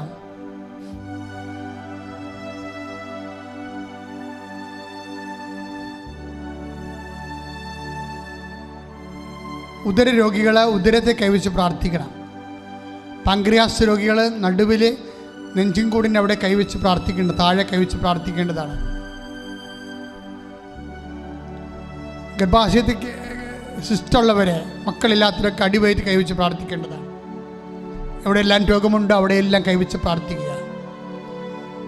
എപ്പോഴും ജീവനോടെ കൃപാസനത്തെ പ്രത്യക്ഷപ്പെട്ട് ദുരന്തമുണ്ടാകാൻ നമ്മൾ പ്രാർത്ഥിക്കണമെന്ന് ആവശ്യപ്പെട്ട പരിശുദ്ധമ്മയുടെ പ്രത്യക്ഷീകരണത്തെ അനുസ്മരിച്ചുകൊണ്ട് ജീവനോടെ ജ്വലിച്ച് എഴുന്നള്ളി നിൽക്കുന്ന ദിവ്യകാരുണ്യ തിരുസന്നിധിയിൽ ഈ ലോകത്തുള്ള മുഴുവൻ രോഗങ്ങൾ, ആരെല്ലാം ഈ ഓൺലൈനിൽ പ്രാർത്ഥന കൂടുന്നുണ്ടോ അവിടെ വീട്ടിലുള്ള മുഴുവൻ രോഗങ്ങളെ നിങ്ങളുടെ രോഗങ്ങൾ മാത്രമല്ല, ആരെല്ലാം രോഗസൗഖ്യത്തിനായി നിങ്ങളോട് യാചിച്ച് പ്രാർത്ഥിച്ചിട്ടുണ്ടോ, ആരെല്ലാം ഞങ്ങൾക്ക് വേണ്ടി പ്രാർത്ഥിക്കണമെന്ന് ആവശ്യപ്പെട്ടോ അവരെല്ലാം ഓർക്കുക. അടിപ്പിടർ പോലെ വൈദാക്കാല പോലെ ദൈവികമായ ശക്തി നിങ്ങളെയൊക്കെ ആവശ്യിക്കുന്ന വലിയ സമയമാണ്. കർത്താവെ, ഞാൻ പ്രാർത്ഥിക്കുന്നു. കർത്താവെ, നിൻ്റെ വിശുദ്ധ പൗരോഹിത്യത്തെ ഇപ്പോൾ മഹത്വപ്പെടുത്തണമേ. കർത്താവെ, സഭയിലുള്ള നിന്റെ സാന്നിധ്യം പ്രകടമാക്കണമേ. അമ്മേ, പരിശുദ്ധമ്മ, ദേവമാതാവേ, ആരെല്ലാം ശരീരത്തിൽ കൈവച്ച് പ്രാർത്ഥിക്കുന്നുണ്ടോ, അസ്ഥികളിലെ അസ്ഥിക്കുഴകളിൽ, രക്തഞരമ്പുകളിൽ, ശരീരകോശങ്ങളെല്ലാം കർത്താവ് രക്തം നിറയട്ടെ. എൻ്റെ കർത്താവിന് ഉന്നതമായി നാമത്തിൽ ആന്തരിക അവയവങ്ങൾ കർത്താവ്, മൾട്ടി ഓർഗൻസിന് പോലും കർത്താവ് രോഗം വന്നിട്ടുള്ളവരെ അങ്ങ് സ്പർശിക്കണേ പ്രാർത്ഥിക്കുന്നത്. ഉള്ളംകാൽ ഉച്ചുവരെ കർത്താവിൻ്റെ രക്തം നിറയട്ടെ. ഉള്ളംകാൽ ഉച്ചുവരെ കർത്താവിൻ്റെ രക്തം നിറയട്ടെ. എൻ്റെ കർത്താവിന് ഉന്നതമായ നാമത്തിൽ സഭയുടെ അധികാരത്തിൽ കുരിശിൻ്റെ അടയാളത്തിൽ ദൈവശക്തി കൃപാസ്ഥാനത്താറെ ജീവനോടെ പ്രത്യക്ഷയുടെ പരിശുദ്ധയുടെ മധ്യസ്ഥത്തിൽ 36 കൊല്ലം ഞാൻ അർപ്പിച്ച പരിശുദ്ധ കൃപാന്റെ ശക്തികൾ മാർഗരോഗങ്ങൾ വേദികൾ മാറിപ്പോകട്ടെ. ശ്രദ്ധിക്കട്ടെ.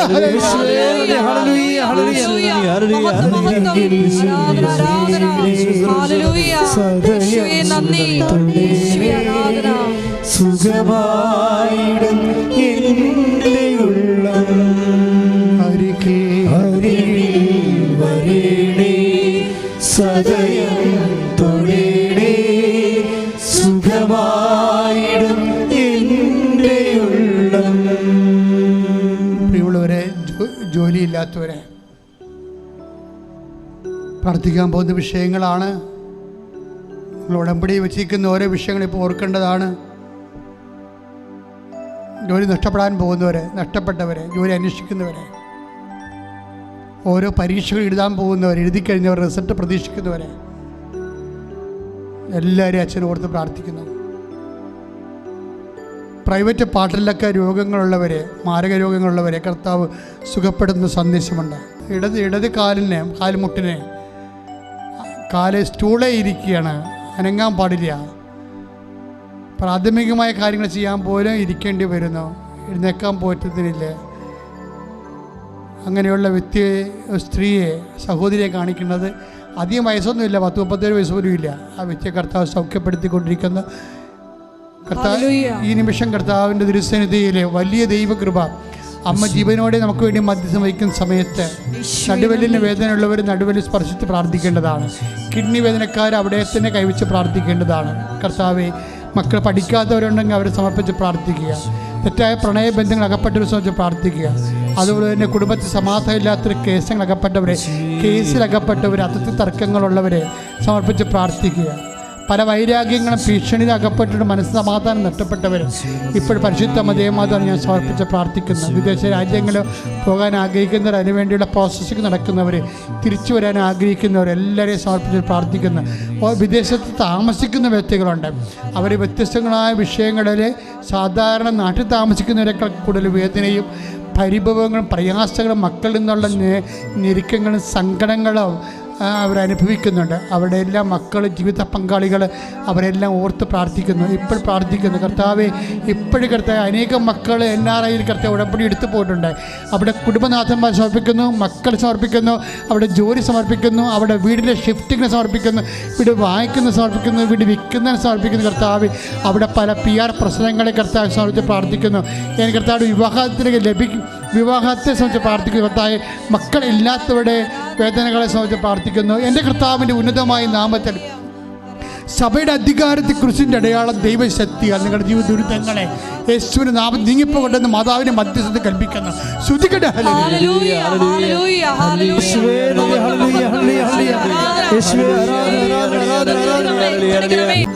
അരികിൽ വരേണേ, സദയം തൊഴേണേ, സുഖമായിടും എൻ്റെ ഉള്ളം. അരികിൽ വരേണേ, സദയം തൊഴേണേ, സുഖമായിടും എൻ്റെ ഉള്ളം. എൻ്റെ സഹോദരങ്ങളെ, കൃപാസനത്തിലെ 30 കൊല്ലത്തെ മധ്യസ്ഥ പ്രാർത്ഥനയോ കോടിക്കണക്കിന് മനുഷ്യരുടെ ജപമാല പ്രാർത്ഥനയുമാണ് കൃപാസനത്തിൻ്റെ ആസ്തിയും അടിത്തറയും എന്ന് പറയുന്നത്. അതിൻ്റെ അടിസ്ഥാനത്തിലാണ് നിങ്ങൾക്ക് വേണ്ടി പ്രാർത്ഥിക്കുന്നത്. പിന്നെ കൃപാസന ആൾക്കാരെ ജീവനോടെ പ്രത്യക്ഷപ്പെട്ട് ദുരന്തമുണ്ടാകാൻ പോകുന്ന പ്രാർത്ഥിക്കണമെന്ന് ആരാധനമധ്യേ പറഞ്ഞ ദൈവ ആവശ്യത്തിൻ്റെ അടിസ്ഥാനത്തിലാണ് നിങ്ങൾ ഈ അൾത്താറയിൽ നിങ്ങൾക്ക് വേണ്ടി പ്രാർത്ഥിക്കുന്നത്. അതുകൊണ്ടാണ് ഇത്രയും സാക്ഷ്യങ്ങളും ലോകോത്തരമായ പുതിയ പ്രാർത്ഥനകളെല്ലാം ദൈവം വെളിപ്പെടുത്തിയത് അതിൻ്റെ അടിസ്ഥാനത്തിലാണ്. അതുകൊണ്ട് തന്നെ നിങ്ങളുടെ ആരാധന മുട്ടേ നിന്ന് കൈകൾ കൂപ്പിക്കൊണ്ടാണ് കൂരേണ്ടത്. എന്തുമാത്രം വിശ്വസിക്കുന്നു, എന്തുമാത്രം സമർപ്പിക്കുന്നു, എന്തുമാത്രം ആശ്രയിക്കുന്നുവോ അതിന് ആനുപാതികമായിട്ടായിരിക്കും നിങ്ങൾക്ക് അനുഭവങ്ങൾ ഉണ്ടാകണം. കർത്താവേ, എന്നെ കൂടി സാക്ഷിയാക്കണമെന്ന് പ്രാർത്ഥിക്കണം. എൻ്റെ കുടുംബത്തെ കൂടി കർത്താവ് നീ സാക്ഷിയാക്കണമെന്ന് പ്രാർത്ഥിക്കണം. കർത്താവ് പലതരത്തിലുള്ള അതായത് കമ്പോളങ്ങൾ നടത്തുന്നവരെ, വ്യാപാര വ്യവസായങ്ങൾ നടത്തുന്നവരെ, കമ്പനി പൊളിഞ്ഞു പോകുന്നവരെ, പൂട്ടിപ്പോകാൻ പോകുന്നവരെ, അങ്ങനെ വ്യത്യസ്തങ്ങളായ സങ്കടങ്ങൾ അനുഭവിക്കുന്നവരെല്ലാം ഇപ്പോഴും ആരാധനയും ഞങ്ങൾ സമർപ്പിച്ചു കൊണ്ടിരിക്കുകയാണ്. മാതാവ് ആ വിഷയം ഏറ്റെടുത്ത് ഈശോ കൊടുക്കുന്ന വലിയ സ്വർഗീയ നിമിഷങ്ങളാണ്. എല്ലാ വിഷയങ്ങളും നിൻ്റെ ആഗ്രഹങ്ങൾ, നിൻ്റെക്ക് ഒരു എറ്റും പിടിയും കിട്ടാത്ത എന്ത് ചെയ്യണമെന്ന് അറിയാൻ പറ്റാത്ത കുഴങ്ങുന്ന അവസ്ഥയാണെങ്കിൽ ആ കുഴങ്ങുന്ന മാനസിക അവസ്ഥ, എന്ത് ചെയ്യണമെന്ന് അറിയാൻ പറ്റാത്ത അവസ്ഥ, എവിടെ തുടങ്ങണം, എങ്ങോട്ട് പോകണം എന്ന് തിരിയാൻ പറ്റാത്തൊരവസ്ഥ ഉണ്ടെങ്കിൽ കർത്താവ് എനിക്കൊരു പിടിയും കിട്ടില്ല, ഞാൻ എന്താണ് ചെയ്യേണ്ടതെന്ന് ചോദിച്ചുകൊണ്ട് അവസ്ഥ വിശദീകരിച്ചുകൊണ്ട് ആരാധനയിൽ പങ്കെടുക്കണം. ശ്രദ്ധിക്കട്ടെ, ശ്രദ്ധിക്കട്ടെ, ശ്രദ്ധിക്കട്ടെ.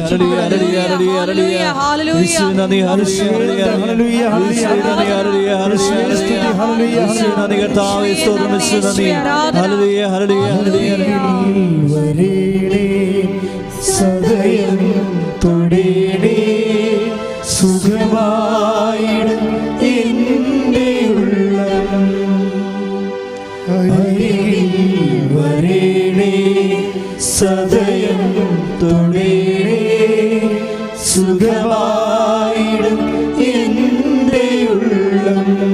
ഒരു നിമിഷം മൗനമായി പ്രാർത്ഥിക്കേണ്ട സമയമാണ്. ഒരു മരുന്നും പിടിക്കാത്ത ബോഡി ഉണ്ടെങ്കിൽ സമർപ്പിച്ച് പ്രാർത്ഥിക്കട്ടെ. മാതാവ് ആ ബോഡിയെ ഇപ്പോൾ സ്പർശിക്കാം. കൃപാസനത്താരെ ജീവനോട് എഴുന്നള്ളി വസിച്ചുകൊണ്ട് ആയിരക്കണക്കിന് മനുഷ്യന്മാർക്ക് ജീവനും ജീവിതവും കൊടുത്തിട്ടുള്ള പരിശുദ്ധ അമ്മയുടെ മാധ്യശക്തി ഇന്ന് നിൻ്റെ കുടുംബത്തെ ഈ ആരാധനയുടെ യെശയ്യാൻ്റെ കൂടെ സന്ദർശിക്കുന്നു. കാനായിലെ കല്യാണ വീട്ടിൽ കർത്താവ് അമ്മയും ഒരുമിച്ചുണ്ടായിരുന്ന ആ മഹാത്ഭുതത്തിൻ്റെ വലിയ അനുഭവങ്ങളിലേക്കാണ് നടക്കാൻ വേണ്ടി നിൻ്റെ കുടുംബത്തെ സമർപ്പിക്കുക, കുഞ്ഞുങ്ങളെ സമർപ്പിക്കുക, ജീവിത പങ്കാളിയെ സമർപ്പിക്കുക. തകരാൻ പോകുന്ന കുടുംബങ്ങൾ, തകർന്നുകൊണ്ടിരിക്കുന്ന കുടുംബങ്ങൾ, തകർന്ന് കഴിഞ്ഞ കുടുംബങ്ങൾ, ഇങ്ങനെയുള്ള കുടുംബ ബന്ധങ്ങളെല്ലാം സമർപ്പിച്ച് പ്രാർത്ഥിക്കർത്താവിനെ ശ്രദ്ധിക്കട്ടെ. കർത്താവ്, ഞാൻ ഈ നിമിഷം കർത്താവ് എല്ലാ കുടുംബങ്ങളെയും സമർപ്പിച്ച് പ്രാർത്ഥിക്കുന്ന കർത്താവ്, ഇപ്പോൾ കണ്ണുനീരോട് കൂടി അങ്ങനെ തിരിച്ചനെ പ്രാർത്ഥിച്ചെടുക്കുന്ന കുടുംബങ്ങളുടെ മേൽ കർത്താവിൻ്റെ വലിയ ശക്തി കർത്താവ് ആൾക്കാരെ വന്ന് സാക്ഷ്യം പറയാൻ വേണ്ടി മാത്രം ഇന്നത്തെ ദിവസം അനുസ്മരണീയ അനുഭവം അഭിഷേകമാകാൻ യേശുവിന്റെ കൃപ ചൊരിയട്ടെ. ശ്രദ്ധിക്കട്ടെ.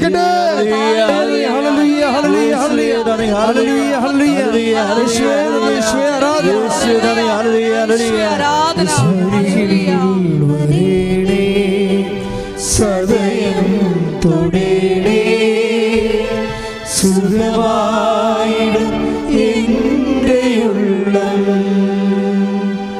അരികിൽ വരേടേ സദയം തൊടേടേ സുഖമായിടും എൻ്റെ ഉള്ളം. Praise the Lord. Praise the Lord. സമാപന ആശീർവാദം സ്വീകരിക്കാം. ഉടമ്പടിയിൽ സമർപ്പിച്ച എല്ലാ വിഷയങ്ങളും ഒരിക്കൽ കൂടി പരിശുദ്ധ അമ്മയുടെ മധ്യസ്ഥയിൽ ദിവ്യകാരുണ്യനാഥൻ്റെ മുമ്പിൽ സമർപ്പിക്കാം. ഈശോയെ, എൻ്റെ കുടുംബത്തെ നീ ഏറ്റെടുക്കണമേ എന്ന് പ്രാർത്ഥിക്കുന്നു. ഞങ്ങളെല്ലാവരെയും കൃപാസനത്തിൽ നടന്ന അമ്മയുടെ പ്രത്യക്ഷീകരണത്തിൻ്റെ സാക്ഷികളായി ഉയർത്തണമേ എന്ന് പ്രാർത്ഥിച്ചുകൊണ്ട് ഉടമ്പടി നിബന്ധനകൾ വിശ്വസ്തതാപൂർവ്വം പാലിക്കാനുള്ള കൃപയ്ക്ക് വേണ്ടി പ്രാർത്ഥിച്ചുകൊണ്ട് ദിവ്യകാരുണ്യനാഥൻ്റെ ആശീർവാദം നമുക്ക് സ്വീകരിക്കാം. ശിരസ്സ് നമിച്ച് ഹല്ലേലൂയ, ഹല്ലേലൂയ, മഹത്വം, മഹത്വം, ആരാധന, ആരാധന, ഹല്ലേലൂയ, ഹല്ലേലൂയ, ഹല്ലേലൂയ.